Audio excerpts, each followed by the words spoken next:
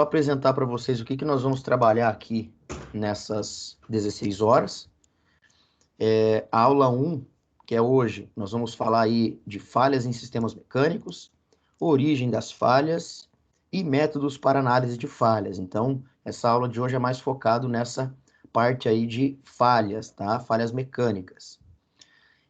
Na aula 2, aí a aula do dia 1º, que também vai ser 4 horas, nós vamos aí falar dos tipos de manutenção, né? A gente vai fazer aí uma introdução relacionada aos tipos de manutenção, né? Conhecer um pouquinho, aprender, entender um pouquinho os conceitos. Aí a gente vai focar na manutenção planejada, que é exatamente a parte preditiva e preventiva, ok? E registros de manutenção, né? Podemos dizer aí que é planejamento e controle de manutenção aí que a gente vai estar discutindo nessa aula 2, ok? No último tópico ali. E a aula 3 seria aí de 8 horas, que é a parte de procedimentos e práticas de manutenção. Então, como vocês já estão vendo aí, né, é bem relacionado para atividade prática mesmo. Então, são 8 horas que a gente vai ficar aí pendente para concluir quando a gente poder retornar para a unidade, ok? Alguma dúvida até aí, pessoal? Tranquilo? Quando vocês tiverem, beleza? Quando vocês tiverem dúvida, por gentileza, vocês podem me interromper, tá? Sem problema algum, porque eu tô com o slide aqui em modo de apresentação, então eu não consigo ver aí. Se alguém tiver, talvez, até mandando no chat, por gentileza, alguém que tá com o microfone aí avisa. Que aqui com o modo de apresentação eu não consigo acompanhar aí se todos estão mandando, por acaso alguém mandar mensagem ali no chat. Então, pode me interromper aí a qualquer momento. Tiago? Oi. Quem tá falando? É o Jean. Oi, Jean, pode falar. Com relação às aulas presenciais, daí, no caso, provavelmente vai ser assim, nós vamos de manhã, passamos o dia inteiro e fazemos as 4 horas de cada módulo num sábado, seria assim? Isso. Passaríamos o sábado inteiro e fazíamos 4 horas de um e outro, isso? Isso mesmo, é isso aí. Eu vou organizar exatamente dessa forma, né? A gente tem já o controle do que vocês fizeram de teoria, o que falta de prática, e daí a gente vai organizar um calendário à parte, tá? Então isso aí, podem ficar tranquilos que eu vou estar avisando aí com antecedência. E eu vou organizar esse calendário para acontecer dessa forma. A gente vai trabalhar lá só as práticas aí nas datas que eu organizar.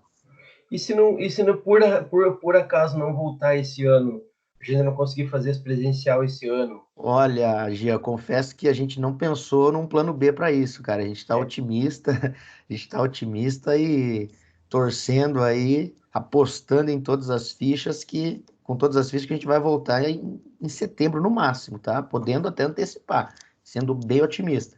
Não pensamos num plano B. Vamos talvez deixar isso aí um pouco mais para frente. Tá certo.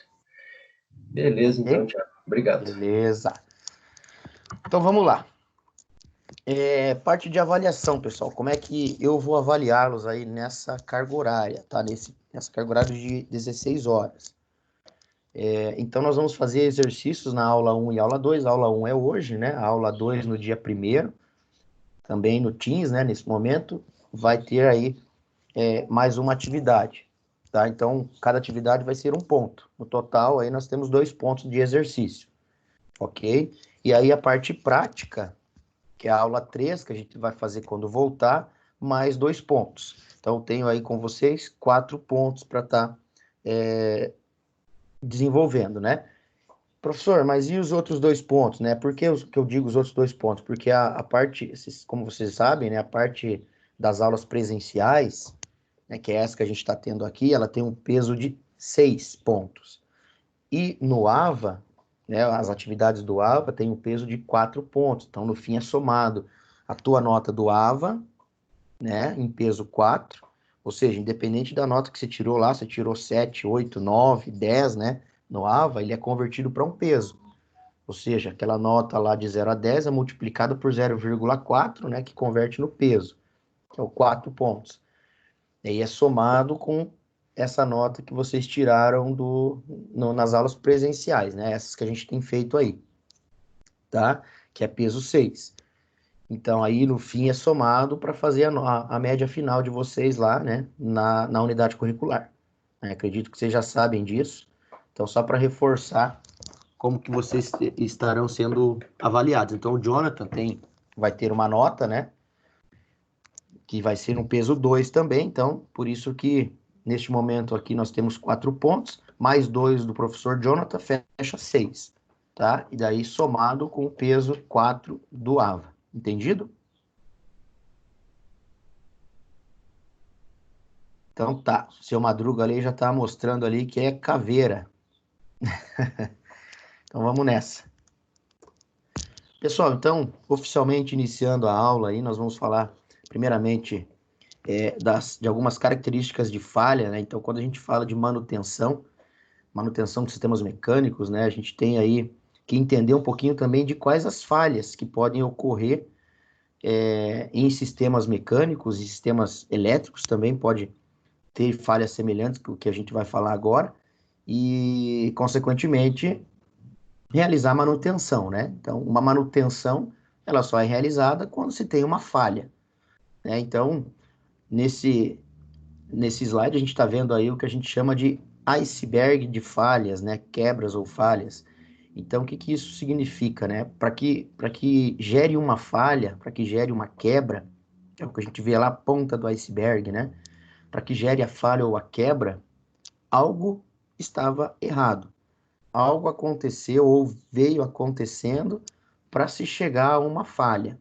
Aí depois a gente vai ver os tipos de falha aí também, tá? As características aí de falha potencial e falha funcional. Também tem essa diferença aí para a gente entender um pouquinho.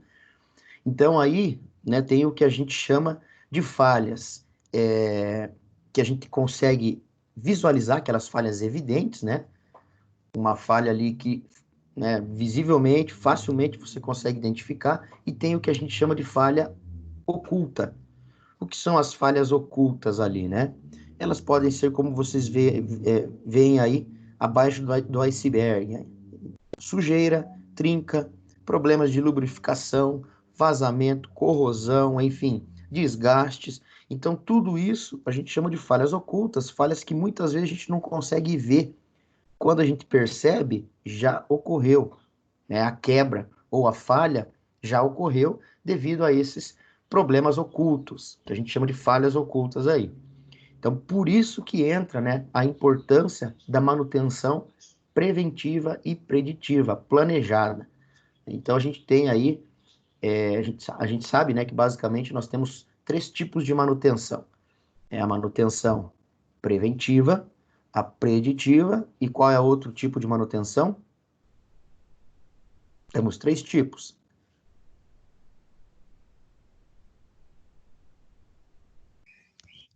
Preditiva? Preditiva, Emergência programada. preventiva e Corretiva. corretiva. Perfeito. Basicamente, nós temos esses 3 tipos de manutenção. Ok? Então, toda empresa trabalha para minimizar qual tipo de manutenção? E a corretiva. Isso mesmo, toda empresa ela tem o foco em trabalhar, toda empresa ali, quando a gente fala de manutenção, né, tem o foco em trabalhar para evitar e minimizar, né, a manutenção corretiva. Por que que eu digo minimizar? Não tem como eliminar a manutenção corretiva, certo? Então, se alguém fala que a empresa eliminou manutenção corretiva, eu não acredito. Por quê? A corretiva, ela sempre vai acontecer, né? Ela pode ser ali minimizada, ou seja, você pode ali deixar o dano da falha corretiva, né, mais amena, ou seja, mais fácil de resolver. Isso vai depender da tua ação planejada, ou seja, da manutenção preventiva e corretiva. Se isso funciona na empresa, muito provável que quando acontecer a corretiva, vai ser uma corretiva mais inerte, mais amena, sem tanto dano aí na máquina.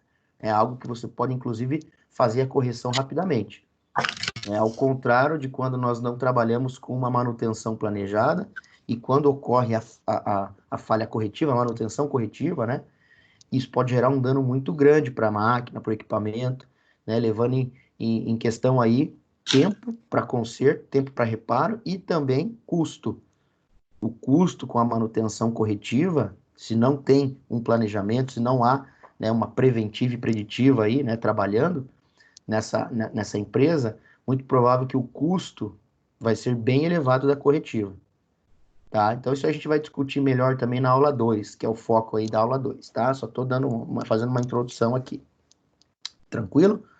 Bom, então falando das falhas, nós temos aí dois tipos de falhas, tá? O que a gente chama aí de falha potencial ou defeito, né? A gente pode também chamar isso de um defeito. O que que significa, né? Olha só que interessante, às vezes a gente talvez nunca parou para pensar nessa situação, né? Poxa, o que é uma falha? O que é um defeito? Não, é a mesma coisa.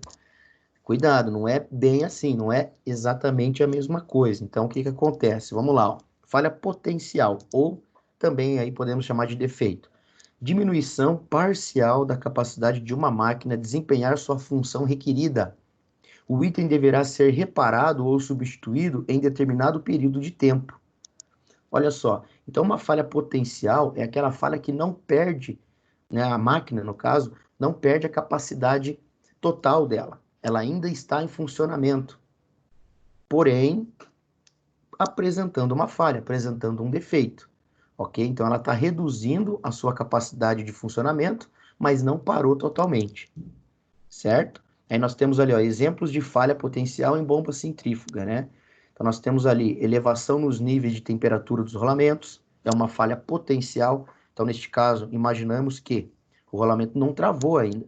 Ele está apresentando um problema, mas ele não travou, ele não teve o dano, certo? Então está com defeito. Elevação nos níveis de vibração. Então a máquina talvez por algum motivo ali, né, quebra de parafuso, afrouxamento de parafuso, né? Ele começou a apresentar vibração. Durante o desempenho ali, uma vibração excessiva. O que é isso? Isso é uma falha potencial. A máquina não parou 100%, mas ela está apresentando um defeito. Queda na vazão. Isso a gente está falando do exemplo da bomba centrífuga, né? Então, por isso que está ali, queda na vazão. Né? O que é uma bomba centrífuga? Uma bomba centrífuga ela é responsável aí por fazer a, a direção, ou seja, mandar aí líquido, né, principalmente água, por exemplo, de um lado para outro, ou seja, tirar de um tanque e mandar para outro, enfim, dar mais vazão, né, nessa água, nesse líquido.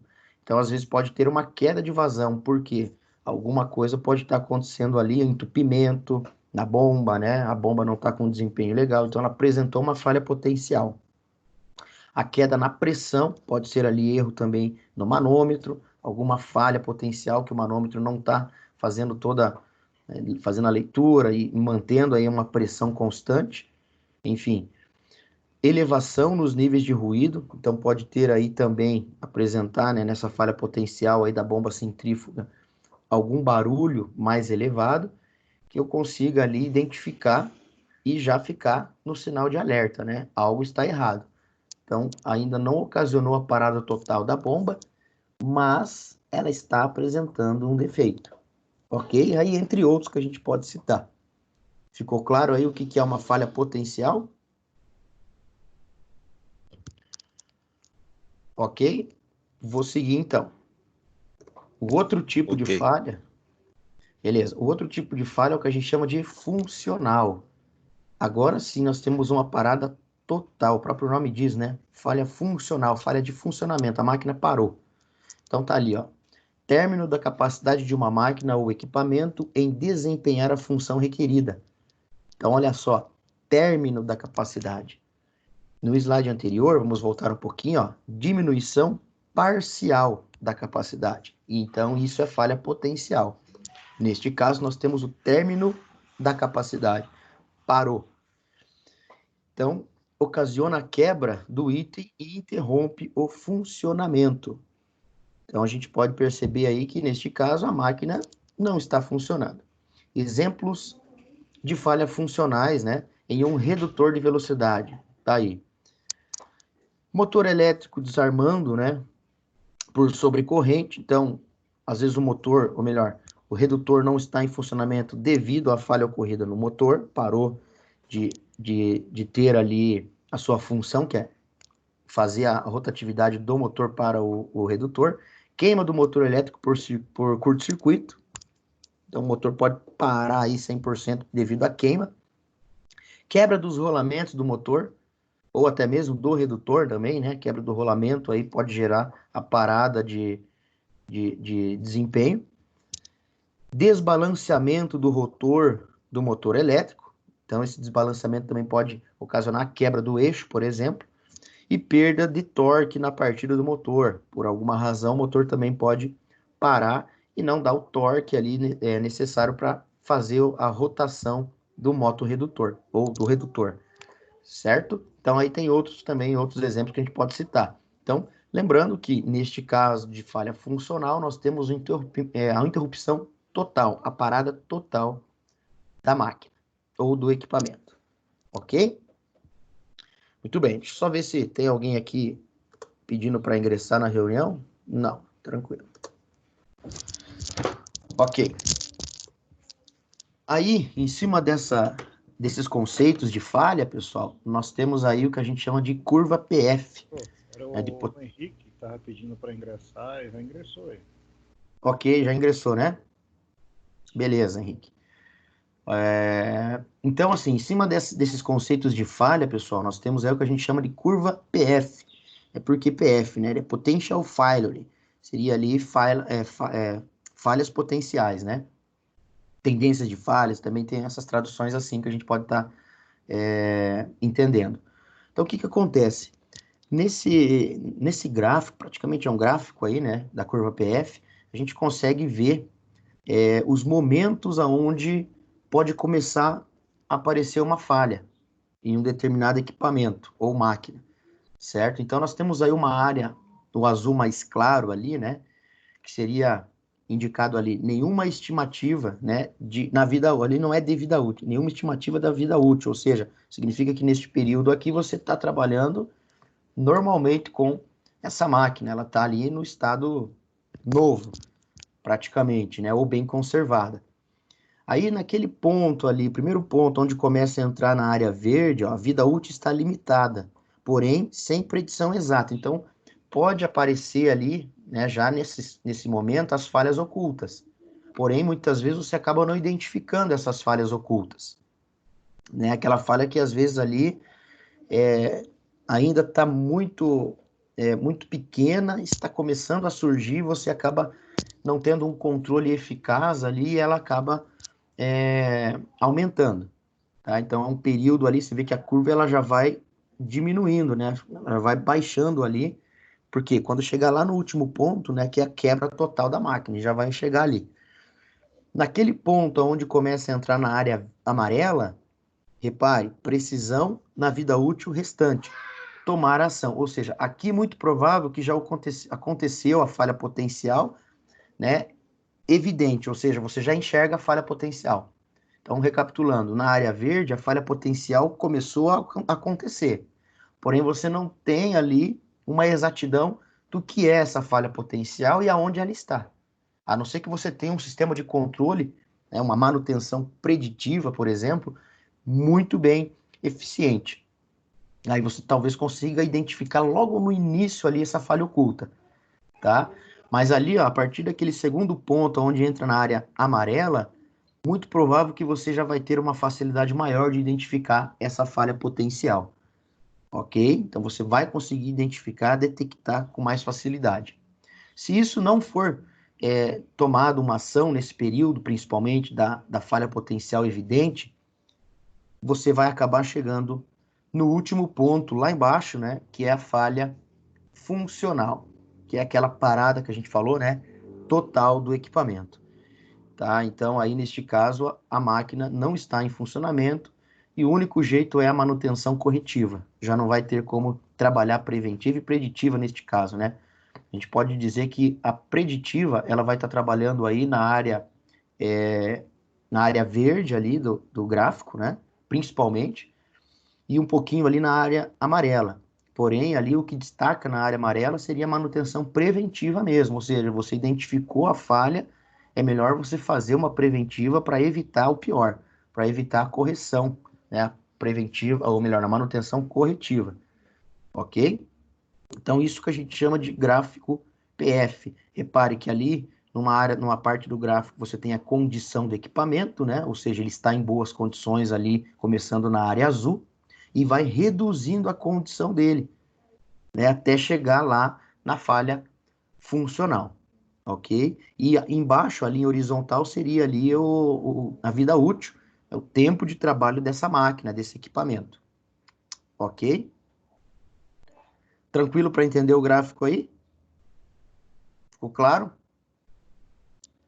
Vamos seguir então. Eu vou fazer, né? Eu sempre vou perguntar se ficou alguma dúvida. Se ninguém responder, é porque tá tudo bem, eu vou tocar o barco aí. Muito bom. Então, agora, conhecido aí um pouquinho das falhas, dos tipos de falhas, né? Sabendo aí o que é uma falha funcional, o que é uma falha potencial, né? E qual o período que normalmente elas podem aparecer, nós vamos falar um pouquinho das origens dessas falhas, né? Então, aqui a gente vai falar quais as principais, os tipos, né, de falhas, quais as principais falhas que podem ocorrer aí. Então, nós temos basicamente 7 tipos, né, 7 causas aí de falhas principais. Seria aí a falha de projeto, depois a gente vai tratar uma por uma aí com mais detalhe, né? Primeiro, falha de projeto. Então, pode ocorrer falhas aí em projeto, a gente vai entender depois o que é exatamente. Defeito de material, é uma outra causa de falhas, tanto potencial como funcional, tá, pessoal? 3. Deficiência na fabricação ou no processo, né, de produção. Defeitos de instalação ou de montagem, também é aí uma causa muito provável que vai ocorrer falhas, né? Se você tem defeitos, problemas, né, na instalação ou na montagem desse equipamento. Condições de serviços inadequadas, né? Onde você tem recurso, às vezes, aí, limitado, ou não tem nenhum um tipo de instrumento, um tipo de recurso, uma ferramenta necessária, né? Pode acabar gerando uma falha, até mesmo na questão de montagem, instalação, ou até na parte de manutenção, que já entra no, no, no sexto critério ali, né? Deficiências de manutenção. Então, pode ver que uma pode acabar ligando a outra. E, por fim, erros de operação. Então, esses são os principais motivos aí, principais causas que a gente pode acabar chegando numa falha, potencial ou funcional. Ok? Muito bem, aí a gente vai conhecer um pouquinho de cada um ali, tá? Começando aí por erros de especificação ou projeto, a falha de projeto, né? O que pode acontecer numa falha de projeto? Então, pode ocorrer a falta de informação de alguma característica necessária no campo de trabalho. Então, você não tem uma informação precisa relacionada àquela máquina ou aquele equipamento, e isso, né, a gente pode considerar projeto, um erro de projeto, pode ocasionar uma falha, pode contribuir para uma falha aí na máquina. Mal dimensionamento, então o projeto também pode estar mal dimensionado, e isso gere lá uma falha. Seleção incorreta do material a ser construído, perfeito. Então, às vezes, quando você não seleciona o material correto lá no projeto para fazer aquele equipamento, para fazer aquela máquina, isso provavelmente pode gerar falhas, tá? Qualidade do material, né? A gente pode entrar aí também nesse critério. Especificação incorreta de tratamento térmico, acabamento superficial, folga e outros exemplos, né? Então, quando você também tem esses erros aí de especificação, né, quanto a materiais, quanto a tratamento, quanto a ajustes, né, muito provável que você vai chegar numa falha desse projeto, né? A gente até consegue observar na imagem ali, né, um projeto de uma escada e na sequência a escada construída, a escada pronta. Então o cara fez o projeto e depois o pedreiro construiu a escada. O que ocorreu ali na escada? O que você consegue observar ali? Tá ok aquela escada?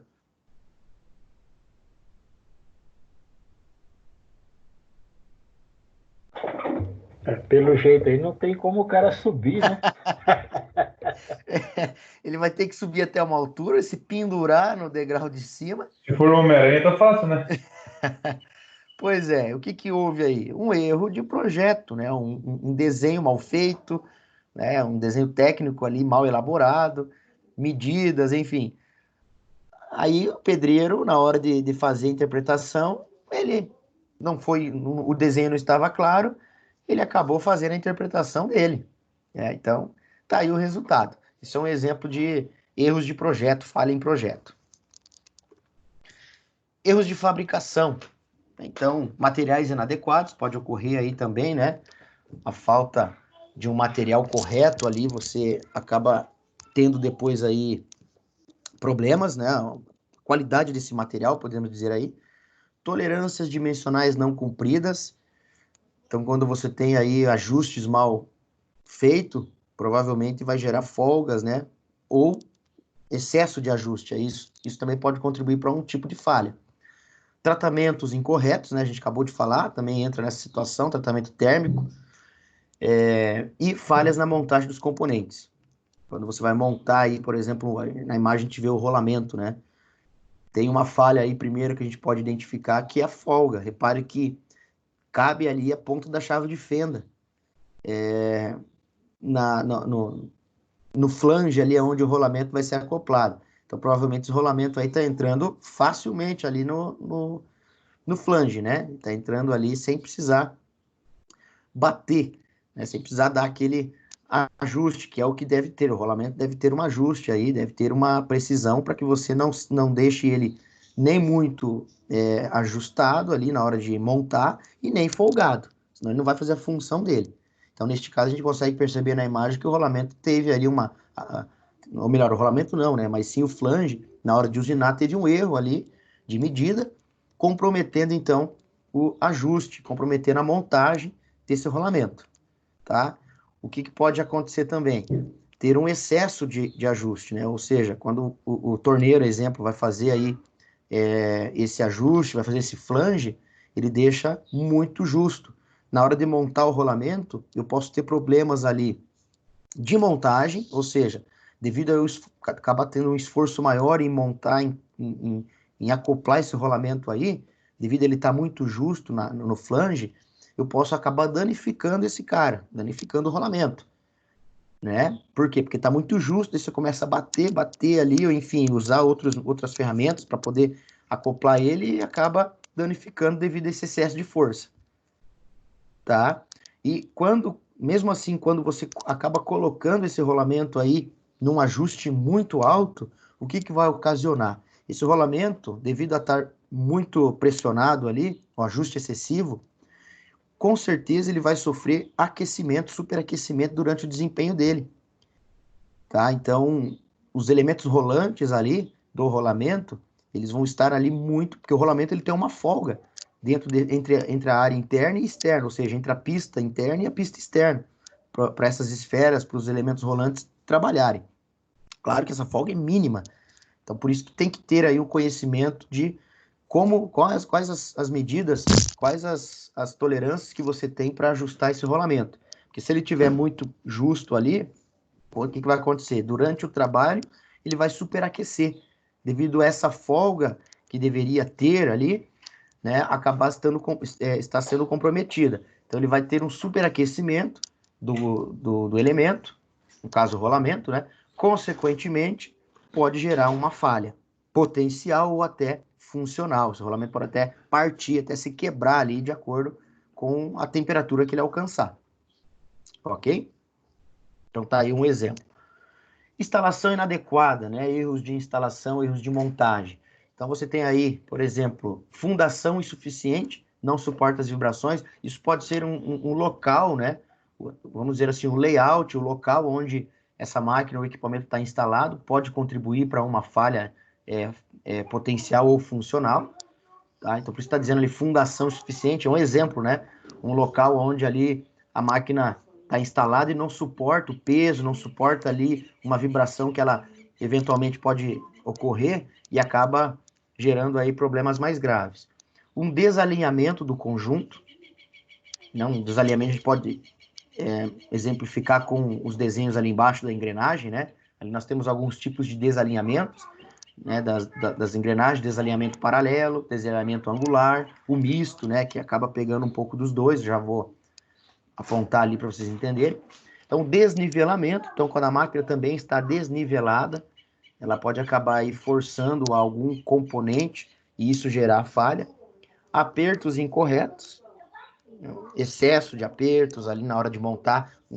Poxa, vocês já devem ter visto isso na vida profissional de vocês aí, quando o técnico, exemplo, um parafuso, né? Ele aperta demais esse parafuso, o parafuso chega a quebrar ou espanar, né? Poxa, isso é um erro de montagem, é uma falha que ocorreu devido à instalação inadequada, à montagem inadequada. Aí energia, né, insuficiente ou deficiente, vamos falar aí trazer o exemplo aí do sistema, parte elétrica, né? Às vezes ali um cabo mal dimensionado, um circuito mal elaborado, isso pode gerar aí falhas também decorrente do sistema elétrico, ok? Ou até a parte de energia, como a gente estava falando aí, né? A tensão que chega nesse equipamento para fazer o funcionamento dele não é o legal, não é o correto. E aí gera também possíveis falhas, tá? E aí em relação a essa imagem aqui que vocês estão vendo, né? Essa primeira imagem aqui da engrenagem é um exemplo de um desalinhamento misto, ou seja, ele está ali desalinhado paralelamente e também angular, né? A engrenagem está totalmente desalinhada aqui. Neste exemplo, este segundo exemplo aqui, nós vemos um desalinhamento paralelo. Então, a engrenagem está paralelamente desalinhada. Ela está deslocada ali mais para um lado, né? E na última imagem aqui é um exemplo de desalinhamento angular. Tá? Então, tudo isso, pessoal, pode ser aí erros de montagem, instalação, também pode ser erro de projeto, às vezes o projeto ali não obedeceu medidas, né, corretas, e aí acaba tendo essa falha aí de desalinhamento, tá? Uma falha, a princípio, dependendo do desalinhamento, pode ser potencial, mas se eu manter essa falha potencial, obviamente ela vai chegar na funcional, ela vai dar aí a quebra da engrenagem, por exemplo. Entendido? Então vamos adiante. Outro tipo aí de origem é a manutenção inadequada. Quando o técnico de manutenção, por exemplo, faz uma manutenção errada, inadequada, mal feita. Então aí nós temos sujeira, excesso de sujeira numa máquina, no equipamento, num local ali crítico, pode gerar sim problemas, pode gerar aí danos, falhas, tanto potencial como funcional. Lubrificação deficiente também, com certeza. Imaginemos lá, deixa o motor do carro sem óleo para ver o que acontece. Quanto tempo ele vai trabalhar? Então ele vai gerar uma falha potencial, ele vai dar sinais ali que está com problemas, e se isso persistir, se eu acabar não parando e resolvendo, colocando óleo, trocando óleo, ele vai chegar na falha funcional, ou seja, travar o motor. Então, um exemplo só da parte de lubrificação. Ausência de controles das vibrações.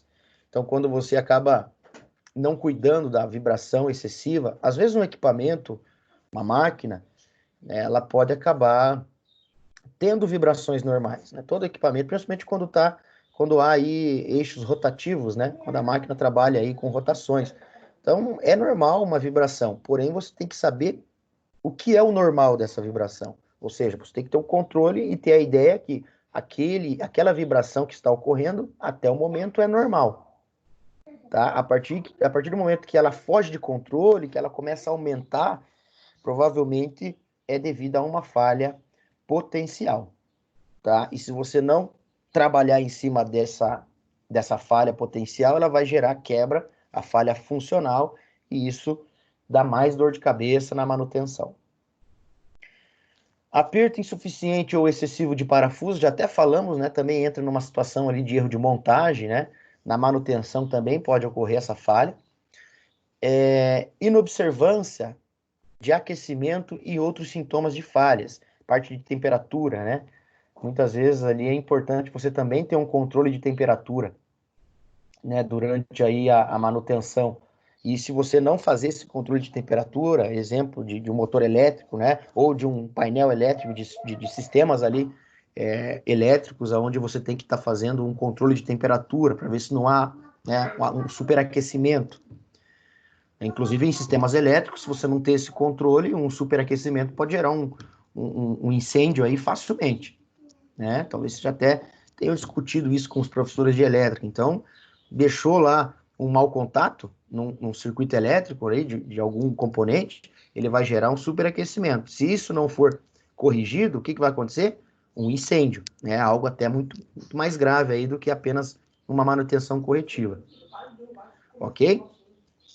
E por fim aí, né, danificação, danos, né, de componentes em recuperação com solda, bem lembrado, né? Às vezes ali a manutenção exige ali alguma parte soldada, algum tipo de solda para aplicar, e se isso não for bem feito, se o técnico muitas vezes não conhecer do processo de solda, não saber como realizar aquela manutenção através da solda, muito provável que vai ocorrer uma falha. Tranquilo? Ali na imagem nós temos o exemplo de um parafuso, né, quebrado, onde houve aí um excesso de aperto, por exemplo. Tranquilo? Alguém no chat ali com dúvidas? Então, vou seguir adiante. Origem das falhas. Então, ainda nós temos aqui algumas origens ali, a operação inadequada, por exemplo. A gente tem a imagem ali que mostra tudo, né? O que acontece ali? Sobrecarga na caminhonetinha, né? Coitado da caminhoneta ali, tá quase empinando. Então, sobrecargas aí é um exemplo de operação inadequada, ou seja, quando eu exijo muito do equipamento, né? Na parte de produção ali, você coloca, enfim, quer que ele trabalhe aí com o seu potencial acima do limite, gerando, né, uma produção mais avançada. Isso pode comprometer aí a vida útil do equipamento. O exemplo é a sobrecarga. Choques mecânicos, ou seja, má operação, ela também pode entrar aí a parte de cuidados mecânicos ali, né? Você acaba trabalhando de qualquer jeito, não se atendo ali com a maneira correta de operar o equipamento, e isso pode aí ocasionar choques, batidas, né? E assim, consequentemente, uma falha. Uso de ferramentas incorretas, tá aí outro exemplo, quando você está trabalhando na máquina e acaba tendo que fazer um ajuste, por exemplo, ali, e não tem uma ferramenta correta, usa uma ferramenta provisória, né? Isso pode gerar também problemas, gerar uma falha mais grave, devido a você não ter naquele momento uma ferramenta. Ou no meio da pressa ali, para fazer um ajuste, na pressa, você não quis ir lá buscar a ferramenta correta, fez ali usando qualquer ferramenta e acabou não sendo ali o trabalho mais viável, mais correto. Aí um outro exemplo ali é o desgaste natural, né? Isso vai acontecer, toda máquina, todo equipamento tem o seu tempo de vida útil estimado. Os componentes têm vida útil. Para que serve a manutenção preventiva, a manutenção preditiva, né? Ou seja, a manutenção planejada. Ela serve para que você estenda a vida útil do equipamento. Na gestão de manutenção, a gente chama isso de curva da banheira. Ou seja, na curva da banheira é um gráfico que mostra ali o período, né, que essa máquina pode apresentar falha. E o final da curva da banheira ali é o que a gente chama de vida útil, onde você pode estender essa vida útil de acordo com a manutenção aplicada. Ou não, ou essa vida útil pode ser curta. Tá? Então, se eu não tenho uma manutenção planejada sendo aplicada, a vida útil do equipamento vai ser menor. Por quê? Porque acontecem os desgastes naturais. Todo componente da máquina vai ter uma vida útil. Tá? Então, se eu não tenho manutenção, esse desgaste natural vai acontecer mais rápido. Se eu tenho manutenção ativa, trabalhando, esse desgaste natural vai acontecer, porém, num tempo maior, e eu vou conseguir prever para então fazer a ação corretiva, ou melhor, preventiva, né? E substituir esse componente, por exemplo. Então tá aí a importância, né, de uma manutenção planejada aí dentro das indústrias. Você consegue prolongar a vida útil e saber o momento de troca, o momento de substituição daquele componente. Ok? Daí tem um exemplo ali que é a exposição em ambientes corrosivos, né? Claro que se eu tenho uma máquina exposta ao tempo, onde essa máquina vai receber chuva, sol, enfim, ela vai oxidar facilmente, ela vai ter esse problema aí de corrosão. Então eu tenho que saber como eu posso estar mantendo a vida útil dessa máquina, né, retardando essa corrosão para poder, então, ter mais tempo de utilização dessa máquina, desse componente da máquina. Tranquilo, pessoal? Vamos ver aqui se tem alguém no chat aqui que mandou. Tranquilo, beleza? Enviaram o material de hoje no grupo em PDF? Vou enviar. Muito bem. Tudo ok. Não estava conseguindo entrar na sala. O João ali, Rogério. Tá ok agora, João? Tá participando?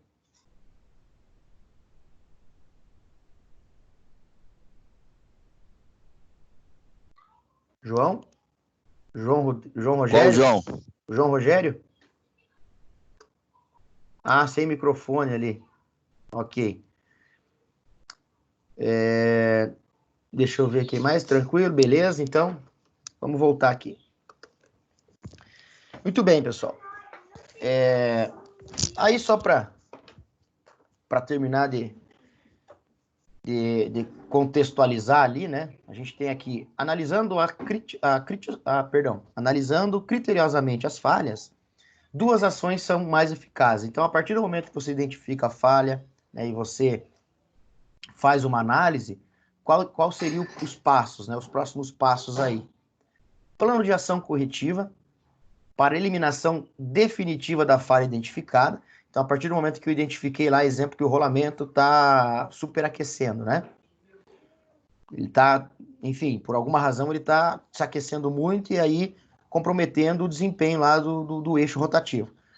Então, a partir desse momento que eu identifiquei, eu vou ter que fazer um plano de ação corretivo. Ou seja, o que eu vou fazer agora para corrigir esse dano, essa falha? Eu tenho que saber o que eu vou trocar, como eu vou trocar, quais as ferramentas que eu preciso. Então, não é só chegar lá e desmontando a máquina e tirando o rolamento, né? Eu tenho que saber ali quais ferramentas, como eu vou fazer isso. É uma manutenção planejada, evita de você fazer serviços ali dobrado, né? Evita de você perder tempo ali desmontando uma parte, por exemplo, do sistema que não era necessário. Você desmontou metade da máquina. Daí, no final, você viu que não precisava desmontar a metade da máquina para tirar aquele bendito rolamento. Tá? E o que isso significa? Falta de planejamento.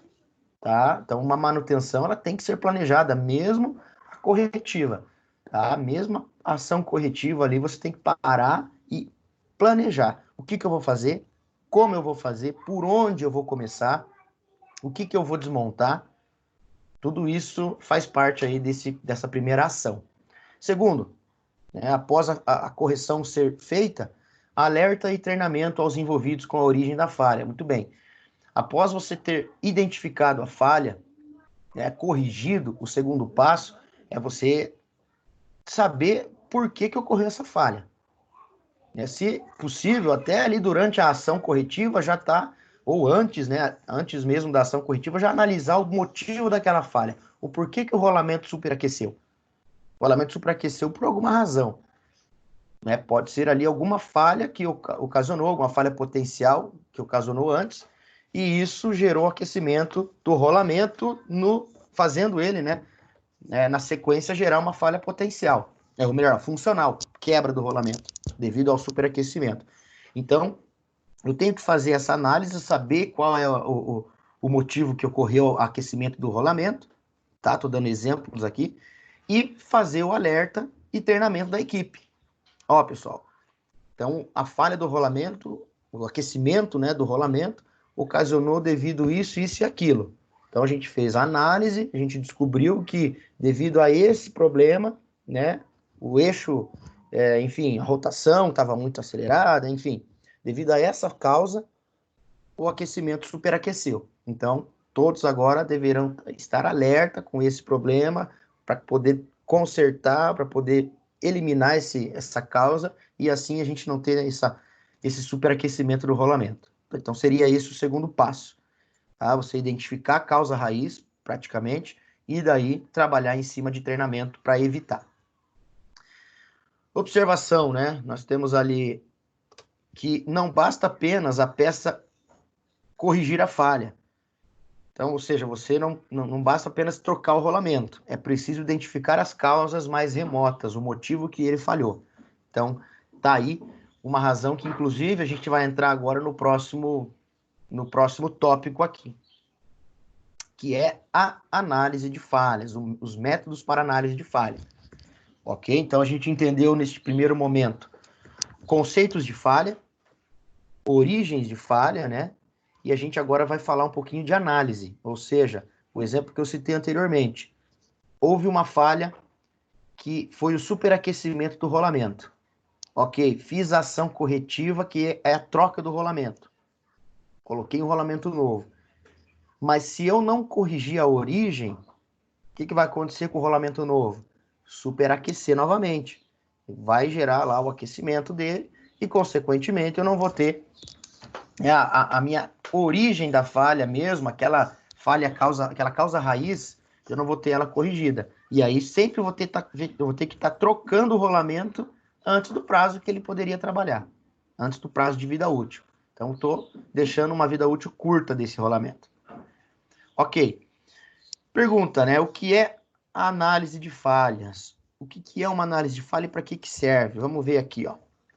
São métodos, né, que consistem em analisar a ocorrência de um determinado problema e sua severidade, né, a criticidade desse problema, para encontrar a causa raiz, como eu acabei de falar.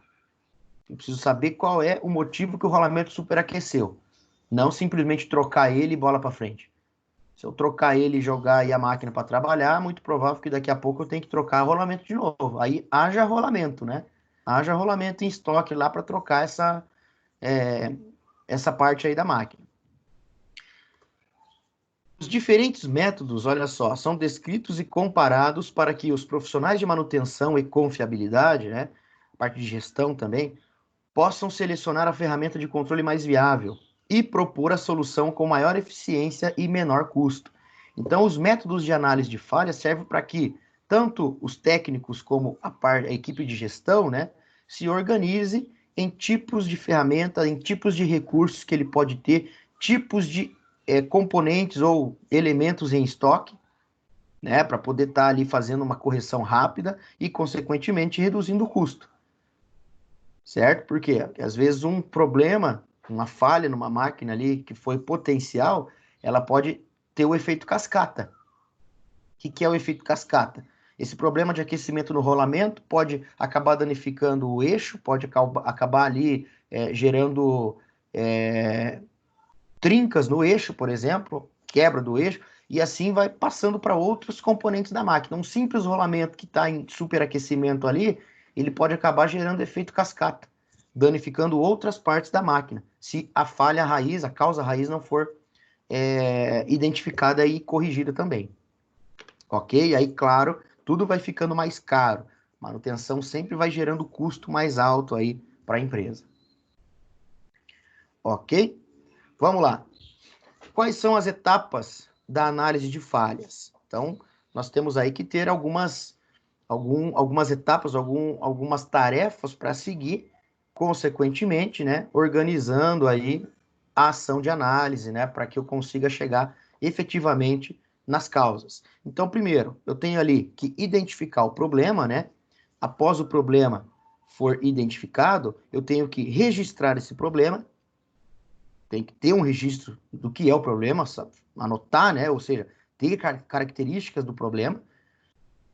Ou seja, eu não posso simplesmente ali dizer que tem uma falha e pronto, agora vamos lá corrigir. Não, qual é a falha? O que eu tenho que fazer? Qual que é o motivo, né? Então, registrar. Priorizar, às vezes acontece sim o efeito cascata, uma falha gerou outra, e aí você tem que, poxa, você tem 3 falhas ali para resolver. O que eu vou fazer agora? Vou ter que priorizar, vou ter que começar corrigindo uma falha, né, para depois chegar nas outras. Até mesmo pela questão de máquinas também, né?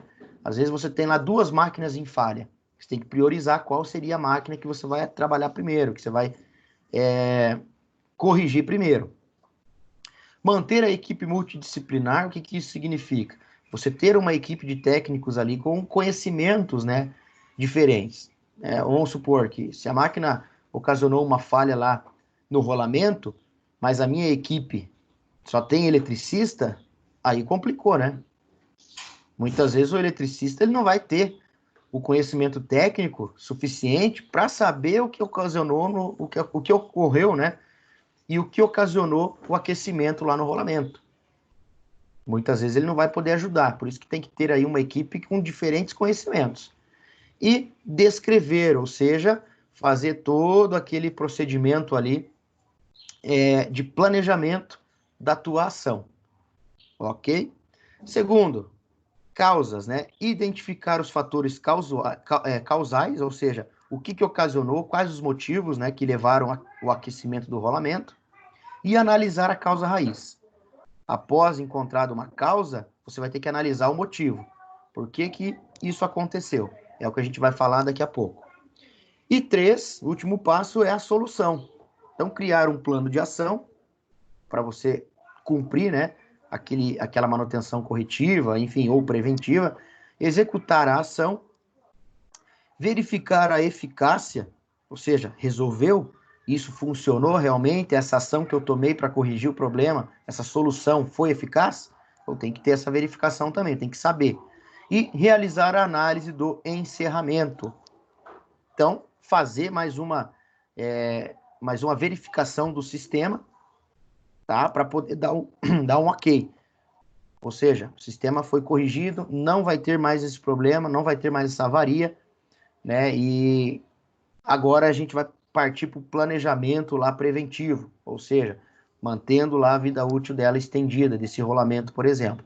Então, repare que a análise de falha, ela tem esse percurso, né? Primeiro, identificar o problema. Segundo, qual é a causa do problema. E terceiro, arrumar uma solução.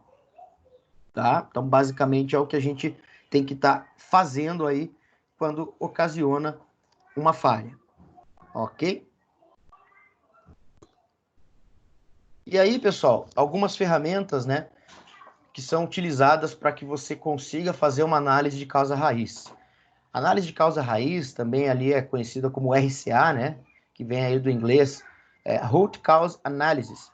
Então, palavra inglesa, né, as palavras do inglês aí é a mesma que a gente está vendo, é análise de causa raiz. E a gente tem aí métodos, ferramentas que a gente pode estar utilizando para auxiliar numa análise de falha. É porque assim, professor, comentou aí de um aquecimento no rolamento.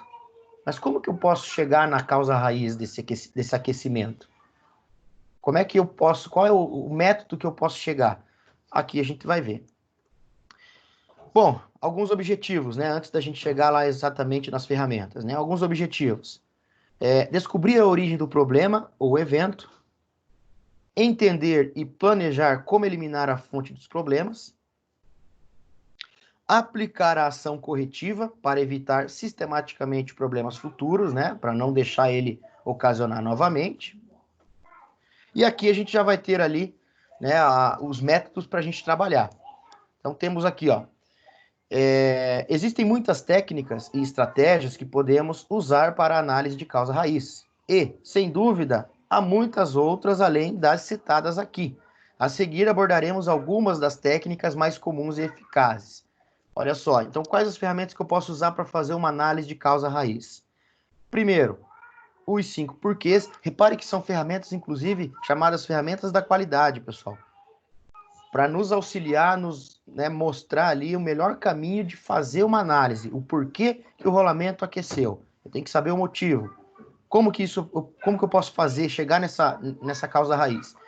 Primeira ferramenta, 5 porquês. Segundo, diagrama de Chikawa, ou espinha de peixe, né? Talvez alguns já conhecem essas ferramentas aí. Terceira ferramenta, FTA, ou análise da árvore de falhas.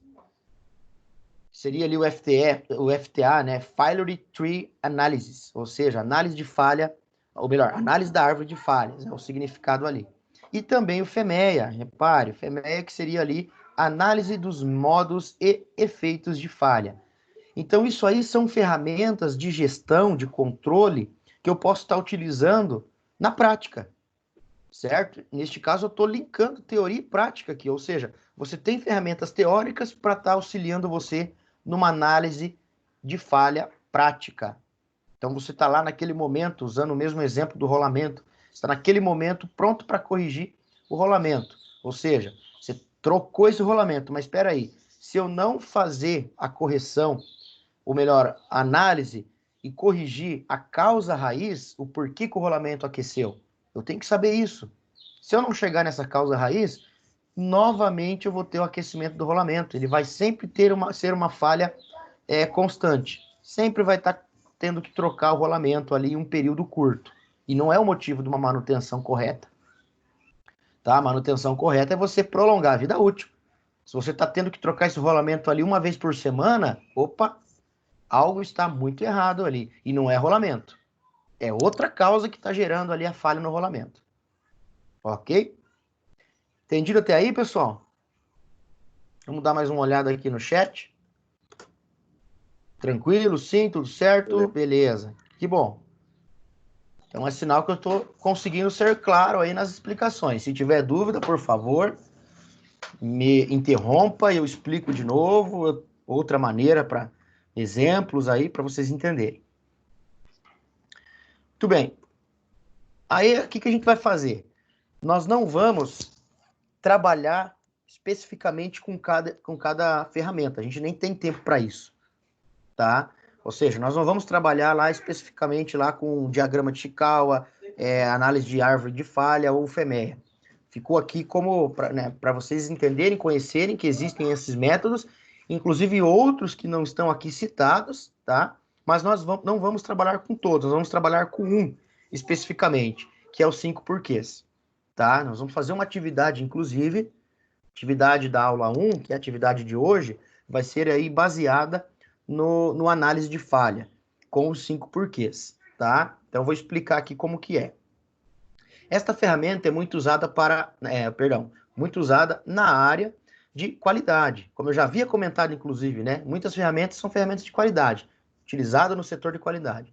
Mas, na prática, se aplica em qualquer área.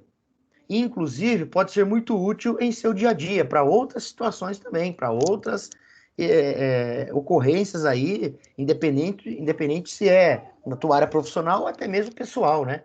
Você pode usar esse método aí dos 5 porquês ou outros, inclusive. Quais os objetivos?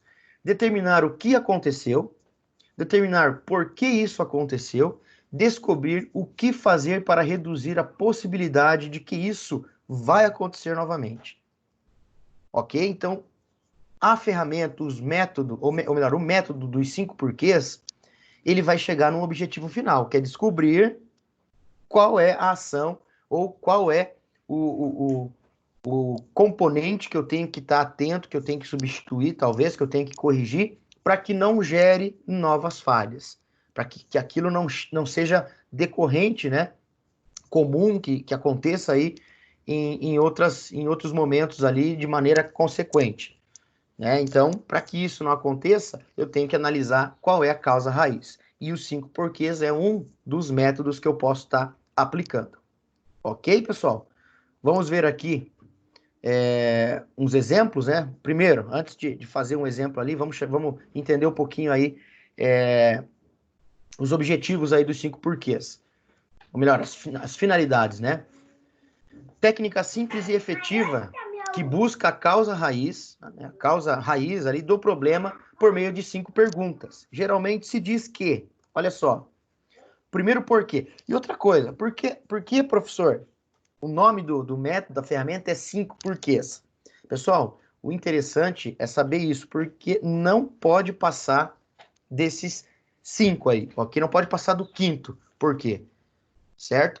Passou dele, você já está começando a gerar ali algo que não vai chegar no fim, tá? O ideal é que você utilize, no máximo, 5 porquês. Às vezes, no terceiro, quarto porquê, você já tem ali uma causa raiz. Principalmente no quarto. Às vezes, chega no quarto, você já tem ali a causa raiz. Ok? Então, se passou disso, vai ficar lá. Por quê? Por quê? Por quê? Por quê? Por quê? Por quê? Você nunca vai chegar na causa raiz. Sempre vai estar gerando ali outros porquês, e aí não é o objetivo, tá? A ferramenta se chama 5 porquês, porque você tem que chegar no máximo ali. Então, vamos lá. Primeiro porquê, nós temos um sintoma, né? Por que o rolamento quebrou?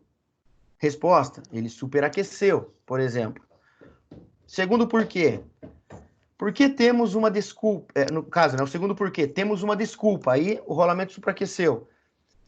Tem ali algum problema, né? Tem a desculpa pelo rolamento superaquecido. O terceiro porquê, temos um culpado. Quando eu digo temos um culpado, não estou falando de uma pessoa. Estou falando de algo, um componente, um elemento, né, que é a culpa do superaquecimento do rolamento. O quarto porquê, temos uma causa. Olha só, eu já comecei a entender ali um motivo, né, ou conhecer um motivo, uma causa que ocasionou aquilo, aquela ocorrência. E o quinto porquê, temos a causa raiz. Eu tenho, então, definitivamente o que é que ocasionou, o que ocorreu naquele equipamento e gerou o superaquecimento do rolamento. Ok? Então, você tem que fazer essa sequência, e cada sequência, ela vai ter ali, ela vai gerar uma resposta, né, em relação, como eu falei, sintoma, desculpa, culpado e a causa raiz, né, chegando lá no quarto ou quinto porquê, a causa raiz. Entendido? Para ficar mais claro, nós vamos fazer um exemplo juntos aqui, ó. Eu acho que daí vai refrescar ainda mais aí o entendimento de vocês. Então, veja lá. A seguir, né, um exemplo do nosso cotidiano, onde podemos utilizar a metodologia aí de análise de causa raiz, né, com a ferramenta dos 5 porquês. Então, nós temos ali a falha. Qual é a falha? Retentor rompido. Repare, aqui na imagem, né, nós temos um redutor, né, ali a polia, enfim, sistema ali de transmissão mecânica, e aqui a gente consegue identificar a falha no redutor, a falha no retentor. O que aconteceu ali com o retentor? Ele saiu do local, ele rompeu, né, e acabou se deslocando ali da região onde ele deveria estar. Ou seja, ele perdeu a função dele de retentor, tá? Primeira pergunta fundamental, né? Por que o equipamento parou? Então, o equipamento, neste caso aqui, ó, ele teve uma falha potencial. Exemplo, ele parou. Você percebeu ali que o equipamento parou, ele travou por alguma razão, e ali você começa a identificar que o retentor ele acabou sendo rompido. Então, a primeira pergunta seria ali, a pergunta fundamental, na verdade, né? Por que o equipamento parou? Aí a gente já está identificando ali onde ocorreu a falha. Daí vamos lá para o uso dos 5 porquês. Tá lá, pergunta fundamental. Por que o equipamento falhou? Ou por que ele parou, né? Como a gente já havia comentado anteriormente. Resposta: porque o retentor rompeu.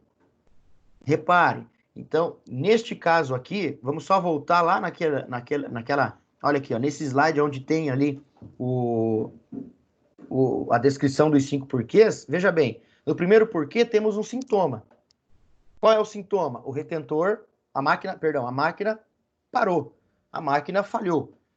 Temos esse sintoma. Desculpa, por que a máquina falhou? O retentor rompeu. Aí nós vamos ter o culpado ali agora no terceiro porquê. Vamos lá. Por que o equipamento falhou? Porque o retentor rompeu. Por que o retentor rompeu? Porque ocorreu aquecimento. Olha aí. Por que ocorreu o aquecimento? Por que o retentor... na verdade, por que ocorreu o aquecimento do equipamento e o retentor acabou rompendo, né? O motivo dele romper foi o aquecimento. E por que ele aqueceu?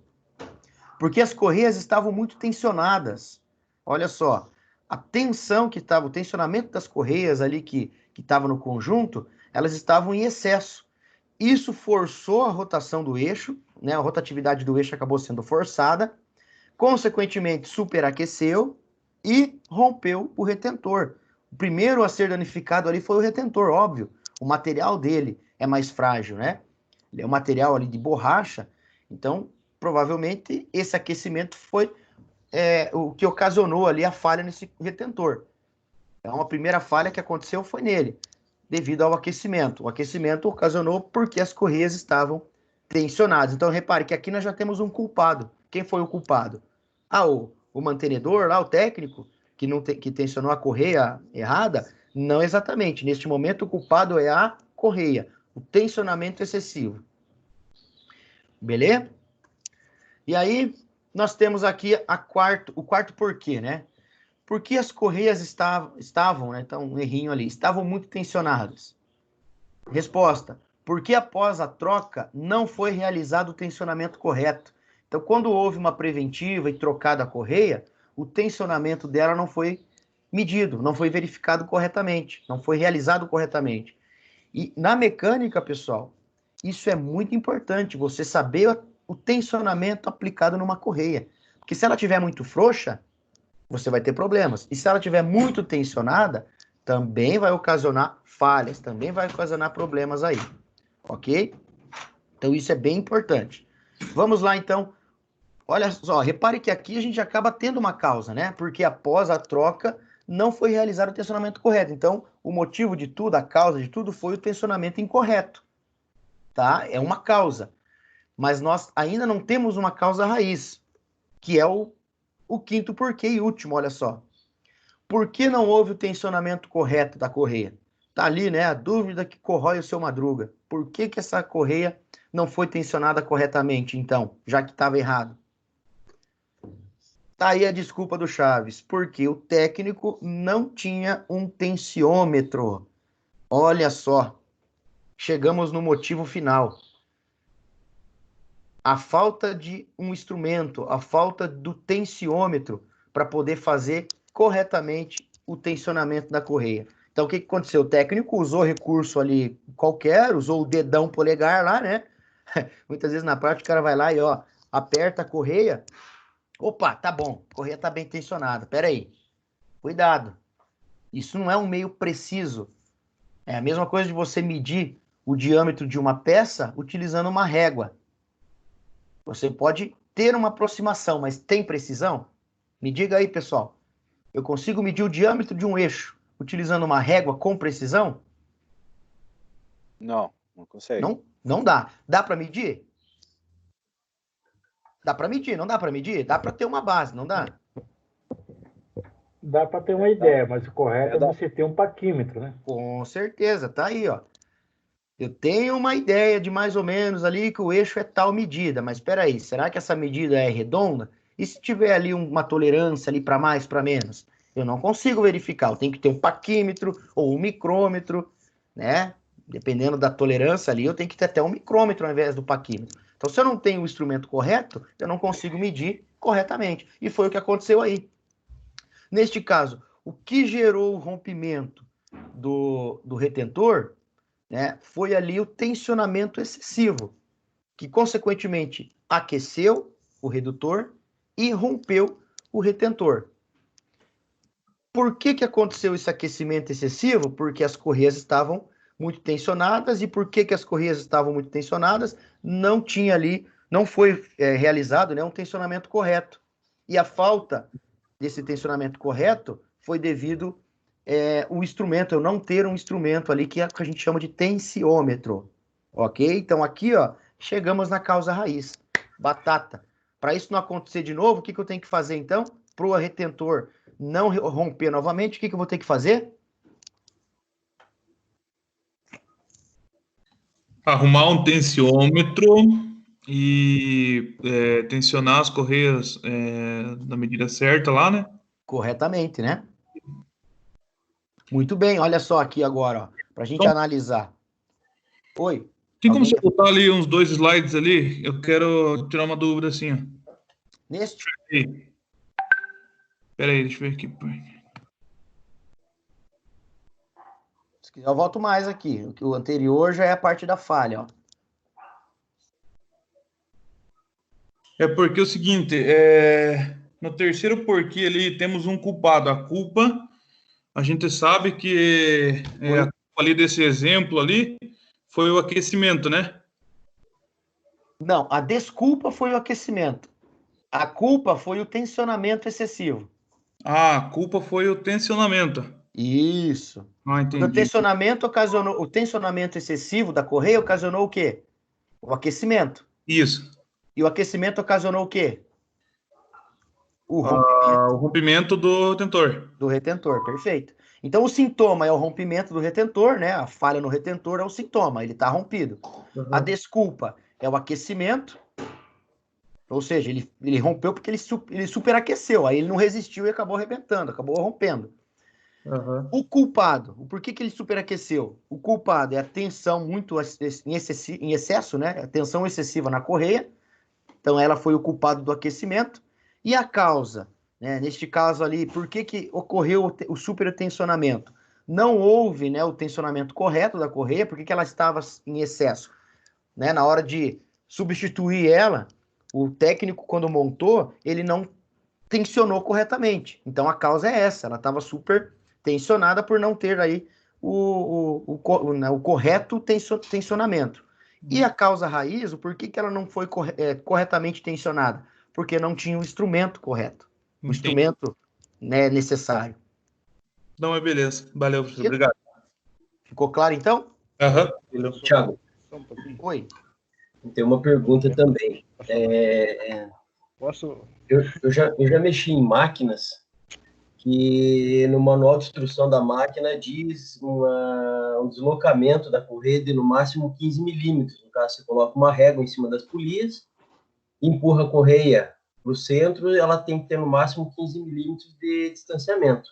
Perfeito. Que seria a tensão correta. Uhum. Esse tensiômetro, assim, eu tenho bastante tempo, assim, já um certo tempo com manutenção, eu nunca vi isso. Nunca vi nenhuma empresa comprando e nunca vi nenhuma empresa falando. Eu já tinha ouvido falar, mas em circunstâncias assim de conversa, de papo entre pessoas da área, sabe? Certo. E o comprimento entre a correia, entre polias, esse tensionamento de 15 milímetros muda, né? Se for uma correia menor, sim, não tem como deixar 15 milímetros. E se for muito grande, se eu deixar 15 milímetros, vai ficar folgado demais também, né? Isso mesmo. E existe uma tabela para usar esse potenciômetro? Porque eu nunca vi disso também. Existe. Então, assim, uma boa pergunta. Dá licença um pouquinho. Aí está a carta na manga do Senai, é o conhecimento. Parabéns, viu? Eu tô ficando velho dentro de fábrica e metalúrgica e realmente tem que tirar o chapéu para o Senai. É o conhecimento mesmo que faz parte e a gente tem que estudar. Obrigado, Francisco. É isso mesmo. E boa pergunta. Quem que fez a pergunta ali? É o Jean. O Jean, boa pergunta. E é interessante isso que você trouxe, porque olha só, é um dado técnico, né? Um dado teu ali, prático.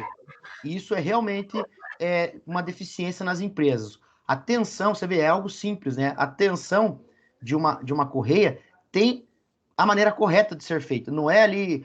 Essa questão que você comentou, que 15 milímetros, isso não é preciso. É a mesma coisa do exemplo que eu dei lá de medir o eixo com uma régua. Você não tem precisão na medida. Então, essa técnica aí que você trouxe é muitas vezes usada na prática, né? Porém, ela não é precisa.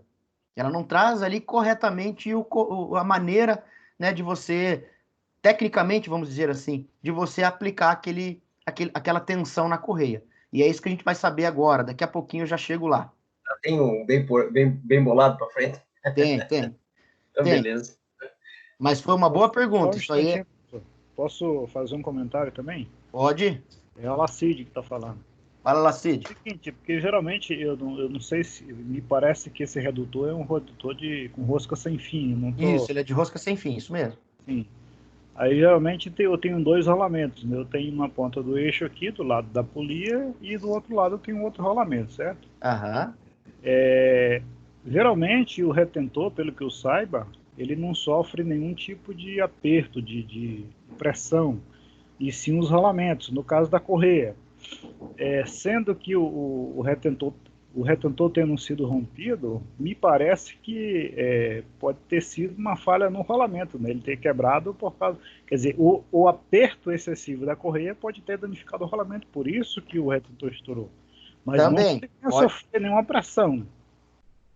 Pode ocorrer sim, pode ocorrer a falha mais grave no rolamento. A princípio, o que nós temos de evidência aqui? O retentor, né? O retentor ali, ele deslocou do seu local. Né? Então, evidentemente, ele é a falha que nós temos aqui. Pode ocorrer a falha né, no rolamento, realmente. É o seguinte, é que se o retentor rompeu, automaticamente o rolamento tem que ser substituído. Então, olha só, vamos lá. Se ele tem uma alta tensão ali, um alto tensionamento nessa correia, ele vai forçar o rolamento, ok? Consequentemente, forçando o rolamento, ele vai gerar um aquecimento no eixo e no rolamento também. isso acaba forçando também ali o contato, né, no retentor. E aí que vem o ponto, vamos dizer assim, o X da questão, como já comentaram aí, né? O que que vai danificar primeiro? O rolamento ou o retentor? Porque muitas vezes o rolamento ele superaquece, mas não chega a danificar.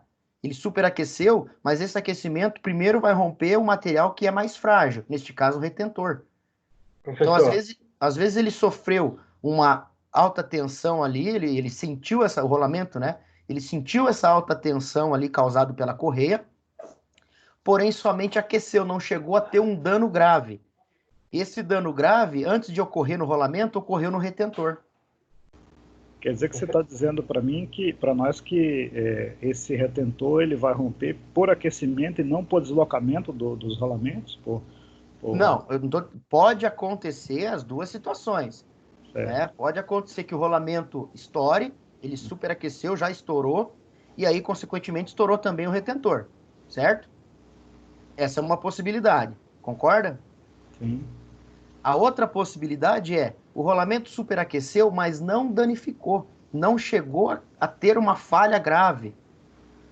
E nesse aquecimento, acabou também ocasionando aí o rompimento, a falha no retentor, entendeu? Então, assim, pode haver as duas possibilidades. Falha no rolamento e no retentor, ou apenas a falha diretamente no retentor. O rolamento, e foi o que aconteceu, pessoal. Essa imagem aí é um redutor, é um conjunto lá do Senai, tá? Isso aconteceu lá no Senai. Então, quando a gente fez a desmontagem, a gente percebeu que os rolamentos eles estavam novos, estavam zero, não tinha dano no rolamento. Inclusive era rolamento de rolo cônico, tá? Eles estavam em bons estados, ou seja, não precisamos fazer a substituição do rolamento. A gente só fez a substituição do retentor.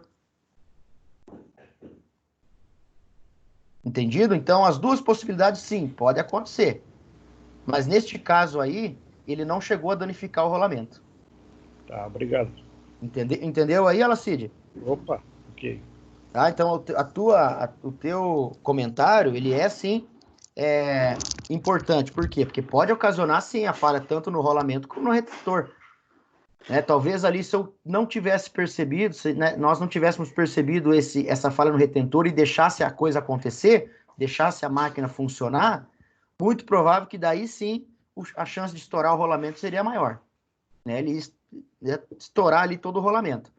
Mas nesse caso, quando identificou, né, que o retentor havia já sido rompido, a gente parou a máquina e já foi trabalhar na correção. Professor, E na desmontagem o rolamento não estava danificado. queria fazer também um comentário. Sim. No caso desses rolamentos, que a polia está aqui, o técnico esticou a correia. Então, o que acontece? O rolamento, esse tipo de rolamento aqui, ele não suporta a carga radial, sabe? Isso mesmo. Então, o esticamento da correia sem um equipamento, você não tem como ter precisão do aperto que você está dando ali. Então, aqui, tanto você pode... Aqui, no caso, foi o retentor do Macau, aqui, da flange, que estourou. Isso. E essa força radial aqui, ela também está indo para o motor. Então, tanto também você força. pode afetar aqui, a parte do redutor foi afetada, com certeza o motor também está sofrendo aí essa carga radial excessiva. Isso mesmo. Consequentemente, se isso persistir, o que vai ocasionar? Falhas tanto no rolamento do redutor, como no rolamento do motor. Isso mesmo. Então, o que ocasionou neste caso aí? Pode, como eu falei, vocês estão certos, pode sim gerar falhas nos rolamentos, tanto do redutor como do motor. Porém, neste caso aí, ele não chegou a danificar o rolamento, nem do motor, nem do redutor. Né? Ele não chegou a danificar. Ele simplesmente aqueceu e aí acabou, neste aquecimento, neste atrito também, né? Porque daí ele acabou tendo um pouquinho mais de atrito no retentor, e aí ele acabou rompendo. O retentor simplesmente rebentou no meio ali e deslocou para fora. Então, esse foi o principal motivo mesmo. Tá? Então, a falha principal neste caso foi no retentor. Ok? Mais alguma pergunta, mais alguma colocação, pessoal? Para mim é só isso, tá tranquilo. Tranquilo? Então vamos lá. Então, só voltando aqui então, né, em relação aos porquês ali, a gente fez o primeiro porquê, que no caso o sintoma é o retentor rompido. O segundo porquê, e já me deu ali, não o culpado, mas sim, deixa eu lembrar aqui, desculpa.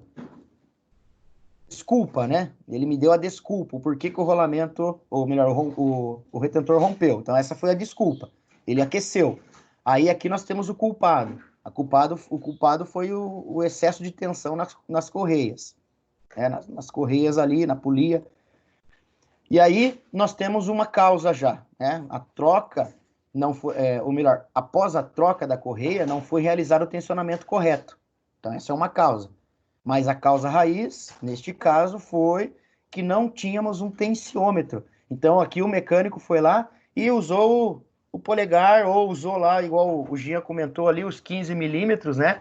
E às vezes o tamanho, ou melhor, a distância entre os eixos era um pouco mais curta, e aí por isso aqueles 15 milímetros que ele usou ali acabou gerando um alto tensionamento. Então não foi o correto. O certo era ter feito com um tensiômetro.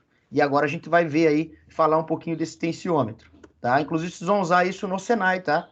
Vocês vão saber como tensionar corretamente uma correia utilizando o tensiômetro, utilizando dados técnicos, dados e ferramentas, né? Aí sim, hein? Vocês vão utilizar. Pode ficar tranquilo, isso eu garanto.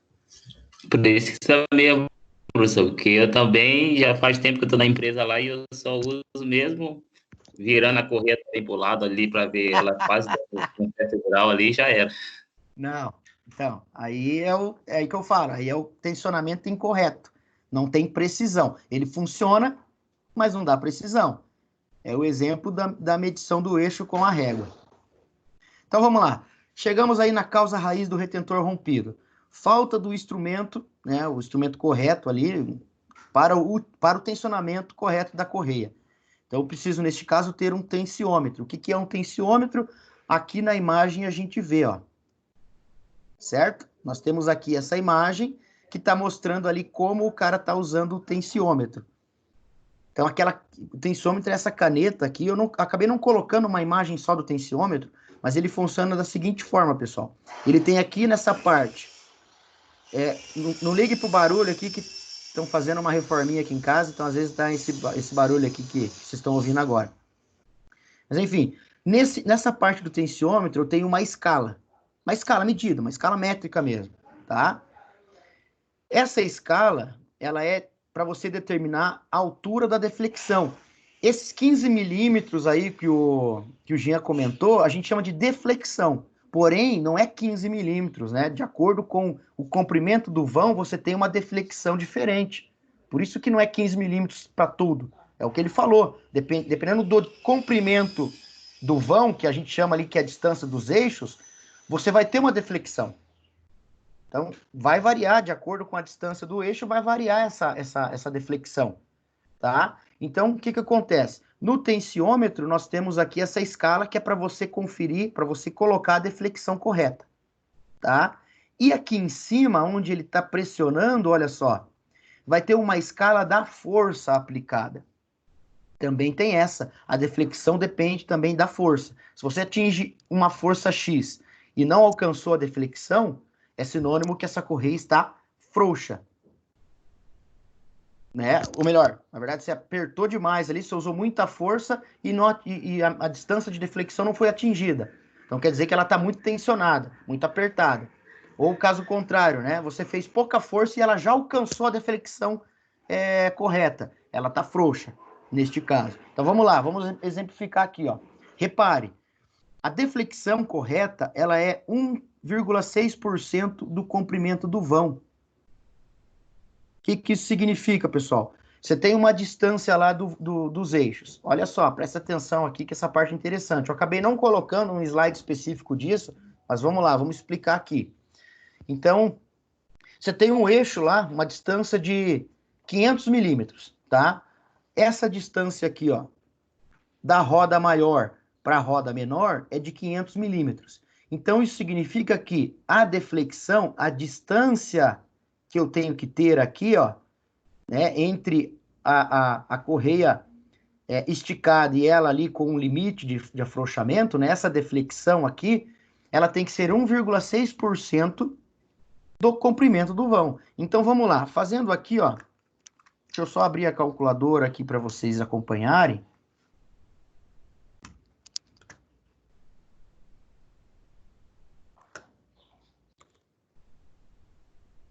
Vou abrir aqui a calculadora para vocês acompanharem comigo. Professor, esse vão aí é a distância de centro de eixo? Isso, de centro a centro, isso mesmo. Como está na cota ali, viu? Vamos lá, um exemplo. Se a distância desse eixo é de 500 milímetros, como que eu vou saber a deflexão? Deflexão correta. Aquela distância lá que eu preciso aplicar depois a força, né? E cumprir.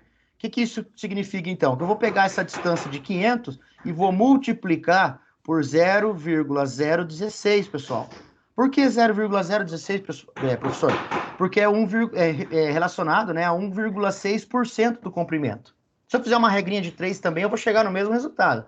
Só que aqui eu estou simplificando, né? Olha só, se eu quero descobrir, exemplo, eu quero descobrir quanto é 50% de 500. 50% de 500. Eu vou multiplicar... Opa, deixa eu zerar aqui. Ó, 500...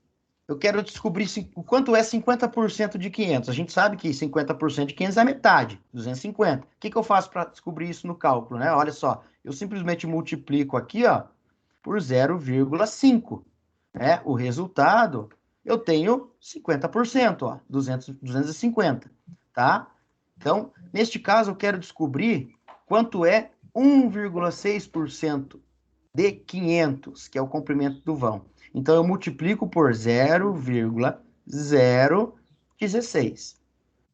O resultado vai ser a deflexão. Então, aqui, ó, igual a 8 milímetros. Repare, para uma distância de eixos de 500 milímetros, a deflexão é 8 milímetros. O que eu vou fazer neste caso agora? Eu vou colocar essa borrachinha aqui do tensiômetro. Eu vou colocar ele em 8 milímetros e daí, então, aplicar a força. Mas aí entra outro detalhe. Essa força, professor, como é que é feita? Quanto que eu tenho que aplicar de força para chegar na deflexão correta? Ela tem uma tabela, tá? Deixa eu ver se eu acho aqui para vocês a tabela. Só um minutinho. Eu acabei não colocando isso no slide, mas a gente já... Professor, depois manda essas coisas que faltaram para a gente aí, porque é muito importante. Já vou adicionar já, aguenta aí. Deixa eu achar aqui a aula.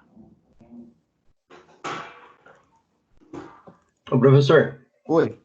Fazendo só um comentário que, para mim, eu acho mais fácil a conta, né? Pode ser que para outras pessoas seja mais fácil assim também. Mas no caso do 500 ali, eu faço vezes 1,6 dividido por 100. E acho que gera menos confusão do 0,016. Como é que é? Na conta do percentual lá. Certo. Para mim, pode ser que seja mais fácil para outras pessoas, mas eu faço 500 vezes 1,6 dividido por 100. Ah, sim. Vezes 1,6 igual, aí divide por 100. Também dá. Eu acho mais fácil assim, eu acho que gera menos confusão do 0,016. Tá lá, 8 milímetros, né? Tá certo. Pode ser também, pessoal. Aí depende, né? Do jeito que vocês quer fazer a regra de 3 também. Na verdade, isso aqui é uma regra de 3, né? Aham. Essa é a regra de 3, você que sabe. Mas chegou na deflexão de 8 milímetros. Ok, vamos lá. Deixa eu pegar aqui, ó. Esse slide e esse slide, ó. Já vou colar ele aqui e já vou adicionar para nossa aula lá. Já que ficou interessante o negócio, né? Então vamos completar aqui. Professor, isso é muito importante porque eu que trabalho com manutenção a vida inteira, a gente tem muito problema dentro de empresa com esses rolamentos que ficam próximo polias, eles danificam. Ok, não, concordo. É vocês que fazem a aula, pessoal. Eu preparo, às vezes, um material, mas acho que a aula ela vai acontecendo mesmo aí de acordo com as dúvidas que vocês vão tendo, as contribuições, né, as experiências que vocês têm, contribuição ali para a aula, isso aí que vai dando um rumo para a aula, inclusive um rumo até mais completo, né? Você vê que a gente chegou nessa parte aqui, já gerou uma outra dúvida.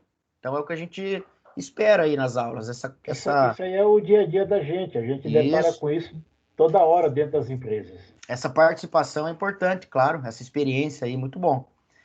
Ok, então vamos lá. Voltando a falar aqui, ó, vocês entenderam como a gente calcula a deflexão. Ok? Por enquanto, a deflexão a gente calcula fazendo ali 1,6% do quê?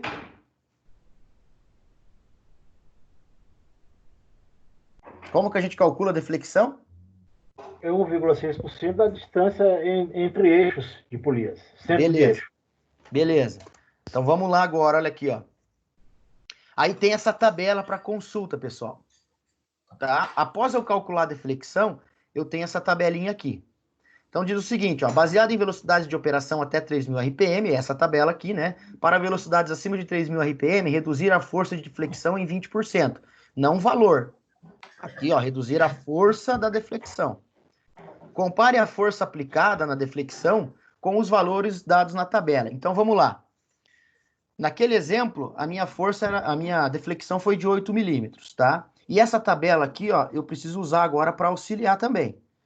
Então, primeiro, essa tabela ela vai mostrar aqui qual é o perfil da correia que eu estou usando, se a correia que está lá no conjunto é perfil A, se ela é perfil B, se ela é perfil C ou D, tá? O perfil da correia, ela tem a ver com a robustez da correia, o tamanho dela, certo? Diâmetro, ou melhor, diâmetro não, altura e largura da correia. Então, quanto maior a classificação ali, por exemplo, perfil A, perfil B, C e D, quanto maior aqui, quando a gente vai avançando aqui no alfabeto, maior é o diâmetro, maior é a robustez da correia. Ok? Entendido aqui essa parte? Entendido. Tranquilo. É a robustez da correia. Então, a gente tem que consultar então lá e ver qual é o perfil dela. Segundo, faixa de diâmetro de polia. O que isso significa? Eu tenho que olhar lá qual é o diâmetro da roda maior. Aqui da menor. Qual é o diâmetro da roda menor, da polia pequena, para poder, então, consultar aqui. Certo? E aí sim eu vou ter a força aqui mínima e máxima. Vamos lá, ó. Exemplo. Aquele conjunto, ele tem lá um perfil A de correia.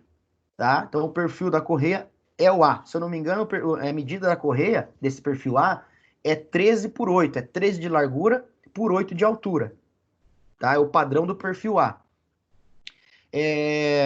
Aí, vamos lá, conferir o diâmetro da roda, como eu não tenho aqui a medida exata, né, mas só para exemplo, conferir o diâmetro da roda, e ela tem uma roda de 100 milímetros, tá? Professor, mas aqui, ó, a gente não tem a medida em milímetro, né, eu tenho em polegadas. O que eu vou fazer, então? Deixa eu pegar aqui, ó, a calculadora de novo, estão vendo aí? O que eu vou fazer? Eu vou pegar aqui, ó, e converter. Eu tenho 100 milímetros. Quero saber quanto é 100 milímetros, né, em polegada. O que eu vou fazer? Dividir por 25. Desculpa lá. 100 dividido por 25,4 é igual a 3,9, ó. Então, aqui, ó, converti o diâmetro da polia em milímetro por polegada, 3,9 polegada. Então, vamos voltar para a tabela. Voltei para a tabelinha aqui, 3,9, ó, eu tenho 3 polegadas a 3,6, 3,8 a 4,8, ou seja, é aqui que está a minha polia, correto? Certo. Entenderam até aqui, pessoal? Ok. Ok, esse diâmetro aqui é o da polia, diâmetro da polia menor, que é 3,9 lá, o que eu encontrei. Então, tá nessa faixa de 3,8 a 4,8, tá? Segundo passo agora é simplesmente identificar as forças. Aqui eu tenho 4,3 a 6,2 libras força. Repare, eu tenho que então fazer a deflexão de 8 milímetros, atingir 8 milímetros de deflexão a uma força de 4,3 a 6,2 libras-força. Professor, mas como é que eu controlo agora essa força, professor? Através do tensiômetro, ok? Tensiômetro, aqui está a régua graduada também, que ela serve como auxílio, tá? Mas o tensiômetro é o cara ali, é a ferramenta correta. O tensiômetro é esse cara aqui. E o que eu falei para vocês naquela hora? Esse ponto aqui é a escala que a gente vai colocar a medida de deflexão. Tá vendo que ela tem uma borrachinha aqui? Essa borrachinha, a gente vai alinhar na medida de 8 milímetros. Então, aqui ele tem uma escala, tá? Eu vou chegar lá na medida de 8 milímetros. Então, pega essa borrachinha, esse anelzinho ali, um anelzinho Oring, inclusive, eu coloco ele lá em posição de 8 milímetros. Exemplo, vamos supor que aqui já está em 8 milímetros. Ok, o que eu ajustei aqui, então? A deflexão da correia. A deflexão, beleza. E agora, eu vou aplicar a força, então, esse ponto aqui, ó, eu vou aplicar na correia, utilizando a régua graduada para eu ter o limite, ou seja, o ponto inicial, é o que o camarada faz aqui, ó. Opa. Vamos achar aqui, ó. Aqui. Tá vendo ali? Ele não tá usando uma régua, por quê? Qual é o ponto de referência dele? A outra correia. Perfeito. Vocês são espertos demais, é fácil dar aula para vocês. O ponto de referência dele aqui é outra correia. Então, por isso que ele está, neste caso, usando só o tensiômetro. Já nesse exemplo aqui que eu estou falando, né, nós não temos uma outra correia, por exemplo. Aí eu tenho que usar a régua. Eu coloco uma régua de uma correia a outra e ela é a minha referência. E aí o que eu faço? Coloquei o tensiômetro ali em uma deflexão de 8 milímetros, eu vou aplicar força naquele lado lá que tem a borrachinha de proteção, né, para a palma da mão. E ali, pessoal, bem nessa parte aqui, ó, repare, você tem outro anel O-ring aqui em amarelinho. Tá vendo aqui o anel O-ring em amarelinho? Uhum. Para que é esse anel O-ring agora?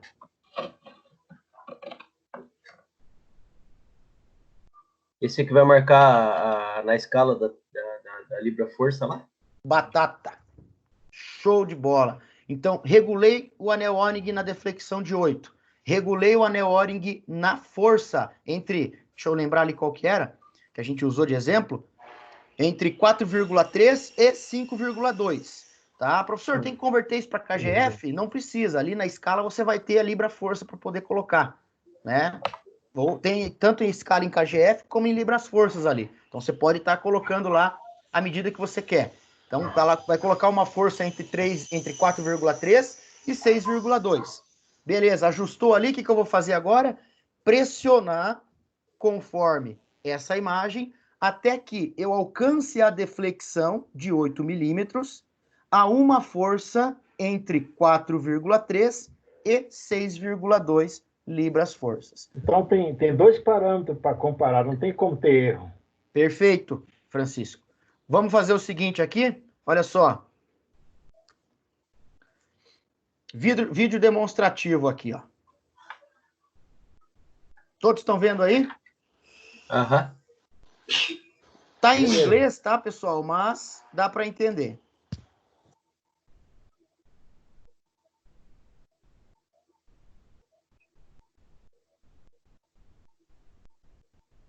Tá sem som. Oi? Tá sem som, pessoal? Tá sem áudio. Acho que talvez ele pode não estar aparecendo mesmo ali, porque eu tô com foninho de ouvido, né?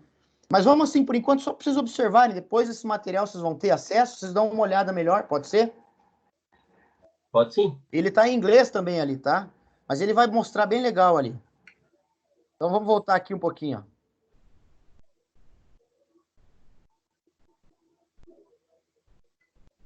Então ali você vê, ele tem ali a correia, né, e as rodas.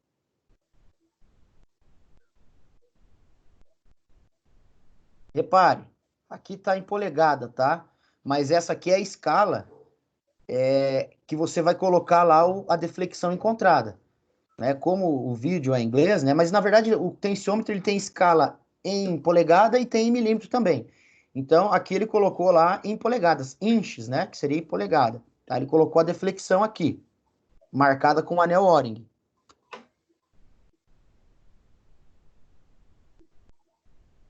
E aqui, ó, pounds, que seria a força, certo? Em libras, força. Então, aqui ele tem a regulagem da força, para poder fazer de acordo com a tabela. Como esse vídeo aqui, ele é de uma marca, eu não lembro agora, ele vai mostrar um software ali, quer ver? Voltei sem querer, mas vamos lá.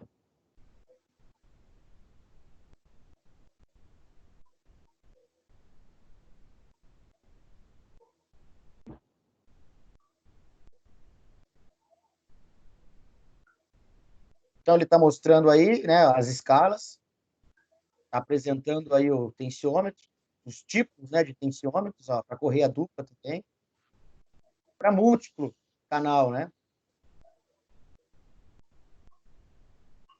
Então, olha, primeiro, a distância de eixo, segundo, calcular a força de deflexão. E ele mostra o software que ele tem, né?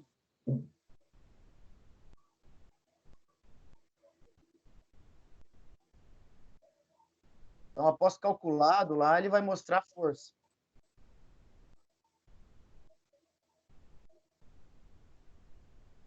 E a deflexão, ele ajustou.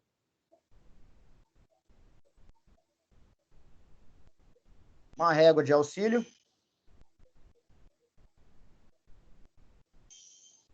Então, repare, após ele já ter feito lá o cálculo de distância de eixo, após ele ter consultado a deflexão, né? Ou melhor, a força, ele fez a distância, calculou a deflexão, depois ele consultou ali a força. Tá? Ele vai mostrar ali o software ali só para, né, para até fazer a propaganda ali. A Correias Gates, ó, o nome dessa marca. Então, o que daí ele vai fazer? Após definido força e deflexão, ele vai, então, aplicar, com o auxílio da régua, esse tensionamento. Então, tem que atingir, quando ele aplicar a deflexão ali, tem que atingir a distância e a força que ele já sabe qual é o limite que ele vai ter que estar de força.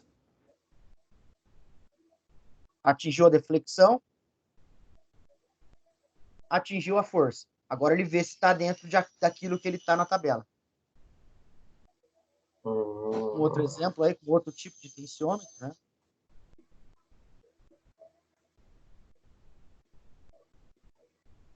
É bem simplesinho, né, de ver. Calculou a deflexão, sabe qual é a força que vai, então tem que atingir a deflexão, né, com uma certa resistência.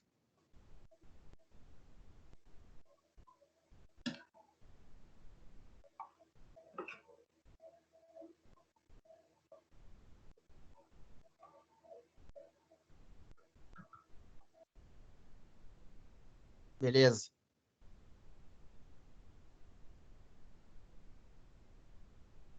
Ok?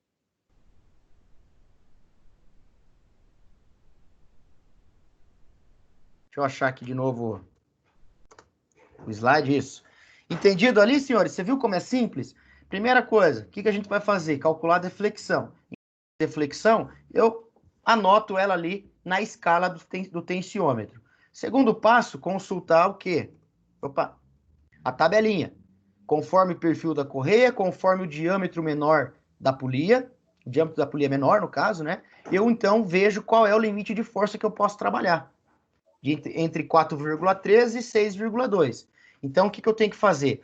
Atingir essa força, né? Ou esse limite de força dentro da deflexão lá que eu já deixei medida. Uhum. Ficou Professor, claro? eu tenho uma pergunta. Sim. Esse tipo de tensiômetro, eu tenho assim vários tipos de polia de motor e dois tipos de correia, uma que são lisa e outra dentada. Isso daí influencia em alguma coisa na regulagem? E qual o diâmetro menor que eu posso usar a correia lisa e passar para dentada? Você tem ideia disso? Não? Peraí, deixa eu entender a pergunta. Você quer primeiro saber se essa questão do tensiômetro, Isso. Tem diferença em tipos de correia. Isso, que né, a gente tem a correia dentada e tem a correia lisa, né? No Aham. canal A, no caso B. Aham. A correia dentada ela é mais flexível que a lisa, né? Uhum. Sim, não, mas essa tensão ela vai seguir o mesmo critério aí. O mesmo padrão. Tudo vai depender da distância dos eixos ali, do diâmetro da roda pequena, né? Pra entendi. você saber a força, por exemplo. E a Aham. deflexão é da distância do eixo. Entendi. É ali que é a variável, né? Por isso que Uhum. tem esse método para você utilizar. Porque independente da correia, o que vai interferir na deflexão e, consequentemente, força, né? É o cálculo que você vai fazer. Entendi. Beleza. Ok? Beleza. Esse tensiômetro também pode ser usado em corrente? Não. Daí já foge um pouquinho. Já não seria aí esse... O tensiômetro já não é para corrente, é mais para correia mesmo. Ok? Mais alguma pergunta, pessoal? Ficou claro ali após esse vídeo também ali, essa explicação com a tabela? Professor, ficou claro, né? E pelo jeito, esse equipamento aí não deve ser muito caro, né? O tensiômetro, É? ele custa, o Senai, nós temos dois lá no Senai, ele custou em média de R$300. Mas tem ele digital, mais moderno, cheio de furagem? Tem. Existem tensiômetros digitais, tá? Tá. Tensiômetros ali que, na verdade, com laser ali, você já consegue ver também. É muito mais moderno. Nós não temos, né, esse. Até pelo preço, enfim. Mas existem aí no mercado modelos bem mais avançados aí, inclusive com leitura laser. Esse é um equipamento muito importante, professor, para nós que estamos se formando em técnico e mexe com Claro. manutenção. Imagina você ter uma correia, essa tipo D aqui, elas são correias robustas, sabe? Bem larga. Aham. Imagina uma máquina que tem 4, 5 correias dessa aí. Você tem que tensionar uma por uma. Ah, é válido uma por uma? Não, se você tem esse tensiômetro comum aí, né? Você tem esse aí que tá na imagem, sim. ó. Aí é uma por uma. Caso contrário, você tem aquela opção que eles mostraram no vídeo lá, você viu que tem vários? Vi. Tem aquela opção também. Tá. Legal. Ô, professor. Oi. Foi falado aí no caso de duas polias, né? E se tiver uma polia intermediária entre as duas, como funciona como uma espécie de esticador, que nem é o que a gente tem nos carros da gente. Aham. Como é que faz isso aí, nesse caso? Na verdade, você tem que levar em consideração. Quando você tem 3 polias ali, normalmente uma é o esticador, né? Uma é a parte para você esticar, para você tensionar. Justamente. Né? Não é? Pode ser, às vezes, né? Mas de repente tem uma polia maior no meio. No caso do carro, né? A correia ela passa às vezes em 3, 4 polias ao mesmo tempo. Sim, então você vai ter que se basear ali na tensão de uma polia para outra mesmo. Não tem como, por exemplo, lá, se você tem um conjunto que tem 2 polias e ali uma terceira servindo como esticador, né, você vai ter que pegar a tensão para conferir a tensão entre as 2 polias principais. Esquece aquela de tensão lá.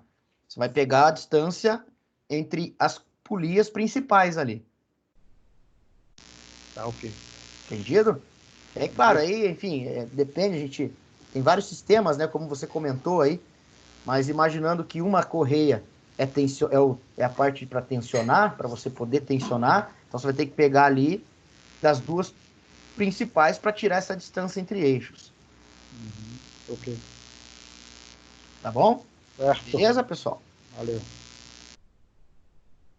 Bom, daí, já após explicado toda essa parte ali, né, nós chegamos numa conclusão aí da causa raiz, no nosso exemplo, né? Primeira conclusão, né? A compra imediata ali, né? Do instrumento necessário, neste caso do tensiômetro. E segundo, que é uma preventiva, orientação e treinamento para a execução da manutenção. Então, neste caso, após eu comprar o tensiômetro, é o que a gente fez aqui, né? Após a gente saber que a causa é a falta do tensiômetro, eu compro ele. Comprei. E após a compra, o que eu vou ter que fazer? Treinar, orientar a maneira correta, né? Os meus colaboradores, os técnicos de manutenção, eles têm que receber esse treinamento. Ou seja, é o que vocês tiveram agora. Uma orientação e um treinamento, a princípio, até o momento teórico, né? Mas vocês vão ter prática disso. vocês vão ter esse treinamento aí para não deixar mais a tensão excessiva da correia. Professor, quando o senhor tiver um tempinho, deixa um exemplo lá daquele cálculo lá, que da tabela estava em polegada e transformou em milímetro, se o senhor puder. Tá. Aqui, ó. Vamos lá. Isso aqui é assunto das aulas de metrologia ainda, né? Então, quando você tem lá uma quantidade em milímetro e quer converter ele para polegada ali, você vai dividir por 25, ó, 100 milímetros dividido por 25,4. Você vai transformar aqui em polegada milesimal, né? Se fosse um paquímetro, seria polegada milesimal. Ou seja, a polegada milesimal, eu tenho aqui 3 polegadas, 937 milésimos da polegada.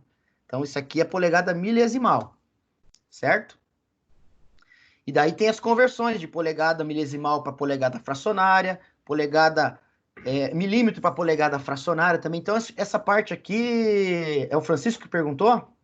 Isso, professor. Em metrologia, sim. Em metrologia. Eu posso estar mandando aí também aí no grupo de vocês uma tabelinha com essas conversões, se vocês quiserem. Sim, ótimo.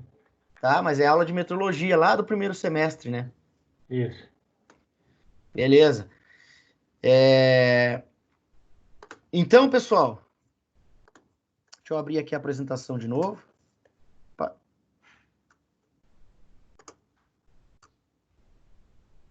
Então, pessoal, com essa primeira aula aí, a gente tem o primeiro exercício lançado, tá? O que eu quero nesse primeiro exercício? Agora que hora que é agora? 10h40, né? Por gentileza, verifique para mim aí que eu tô sem o... 10h36. Ótimo. O que nós vamos fazer agora, galerinha? Trabalhinho bem bacana. Vou dar aí 15 minutinhos de intervalo só para vocês poderem ir ao banheiro, né? Daqui a pouquinho já autorizo os 15 minutinhos. E aí eu vou dar o prazo de, no máximo aí, o prazo de 40 minutos, talvez ali. Então, das 11 às 11h40, para vocês fazerem essa atividade, que eu vou propor agora para vocês aí. Como é que vai ser essa atividade? Preste atenção. Essa atividade, ela vai ser em grupo. Vou mostrar aqui como que a gente vai organizar isso. Talvez vocês devem estar se perguntando, putz, professor, mas em grupo, nós estamos tudo à distância aqui. Calma lá. Então, qual é a atividade? Nós temos aqui um estudo de caso, tá? Em relação a uma falha no redutor de velocidade. Eu vou apresentar para vocês aqui. Redutor de velocidade é um conjunto de engrenagens que trabalham dentro de uma caixa metálica, uma carcaça, com o objetivo de transmitir potência e mudar a velocidade de rotação em equipamentos industriais. Estes conjuntos mecânicos têm grande capacidade de transmissão, com alto rendimento, chegando próximo dos 100%, de concepção robusta e grande durabilidade. Os redutores estão preparados para as mais severas condições de serviço, com reduções a partir de 1,18, ou seja, 1 para 18, né, a redução dele, até 1 para 2.000, ou melhor, 20.000. Você vê, né, tem redutores de diferentes capacidades. E torque, né, até 6.000 Nm. Então, isso aqui é um textinho só para apresentar o que é um redutor. Aqui nós temos a imagem do redutor que a gente vai trabalhar nessa atividade. A fonte que eu tirei aí, situação problema. Aqui está a situação da atividade. Prestem atenção.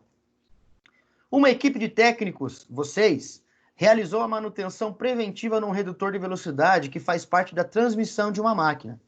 Após alguns dias, foi detectado uma poça com grande quantidade de óleo formada em torno do conjunto instalado. Além deste vazamento, também ocorreu o desgaste de alguns dentes das engrenagens, né, do redutor, o que consequentemente gerou ruídos elevados. Repare, então eu tenho aqui uma situação problema que ocasionou em cima desse redutor. O que vocês vão fazer? Eu vou mandar esse arquivo daqui a pouco, tudo no grupo, tá? Todo esse material aqui. Vocês vão analisar, novamente fazer uma leitura aqui, e analisar qual foi o motivo, fazer uma análise de causa raiz. Qual foi o verdadeiro motivo de ter gerado todo esse problema aqui de manutenção, no redutor. Como é que vocês vão fazer isso? Através dos 5 porquês. Eu vou mandar esse material aqui. Opa, deixa eu achar ele aqui só um minutinho. Opa, tá aqui. Eu vou mandar esse material aqui da situação problema e vou mandar esse Excel aqui, ó.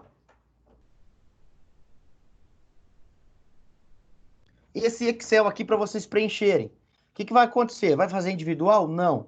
Eu já montei aqui as salas no Teams para que vocês acessem por equipe. Eu montei 3 salas no Teams. 4 com essa que a gente está agora. Então, uma equipe pode ficar nessa sala que a gente está agora. E as outras equipes eu vou colocar no grupo lá as salas que vocês podem conectar. Para vocês discutirem. Tá? E daí um de vocês eu vou pedir que tenha ali, né? O computador para poder compartilhar a imagem como eu estou fazendo aqui. Então, esse cara com o computador vai ter que baixar esse arquivo no computador e compartilhar no Teams. Como é que compartilha, professor? Vocês têm aqui, ó. Ó, tá vendo aqui, ó, parar de compartilhar? Se eu clicar aqui, acabou. Vai parar de compartilhar tudo. Então, quando eu clico ali, vai ter uma opção ali de qual janela eu vou compartilhar. Então, eu vou compartilhar a área de trabalho. E daí você consegue, né, mostrar para toda a equipe ali a tua planilha. Essa aqui. E o que você vai fazer? Em cima dos 5 porquês, vocês vão elaborar o primeiro porquê, né? Segundo, opa, aqui ó, primeiro porquê, o segundo, o terceiro, o quarto e o quinto porquê. E aqui, basicamente, vocês vão colocar as respostas, vão pensar nas respostas, tá? Resposta 1, 2, 3, 4, 5. Quando chegar aqui, beleza, chegou na causa raiz lá, todo mundo concluiu a causa raiz, vocês vão colocar qual é a solução imediata ou soluções, né? O que eu devo fazer imediatamente e o que eu devo fazer preventivamente. Conforme o exercício que a gente viu ali agora. Ok? Aí vamos colocar só a data ali, né, que vocês fizeram, o nome do estudo de caso, né, neste caso, defeito no redutor, e a equipe ali, e me reenviar de novo lá, pode ser pelo WhatsApp mesmo. Entendido, pessoal? Ficou claro?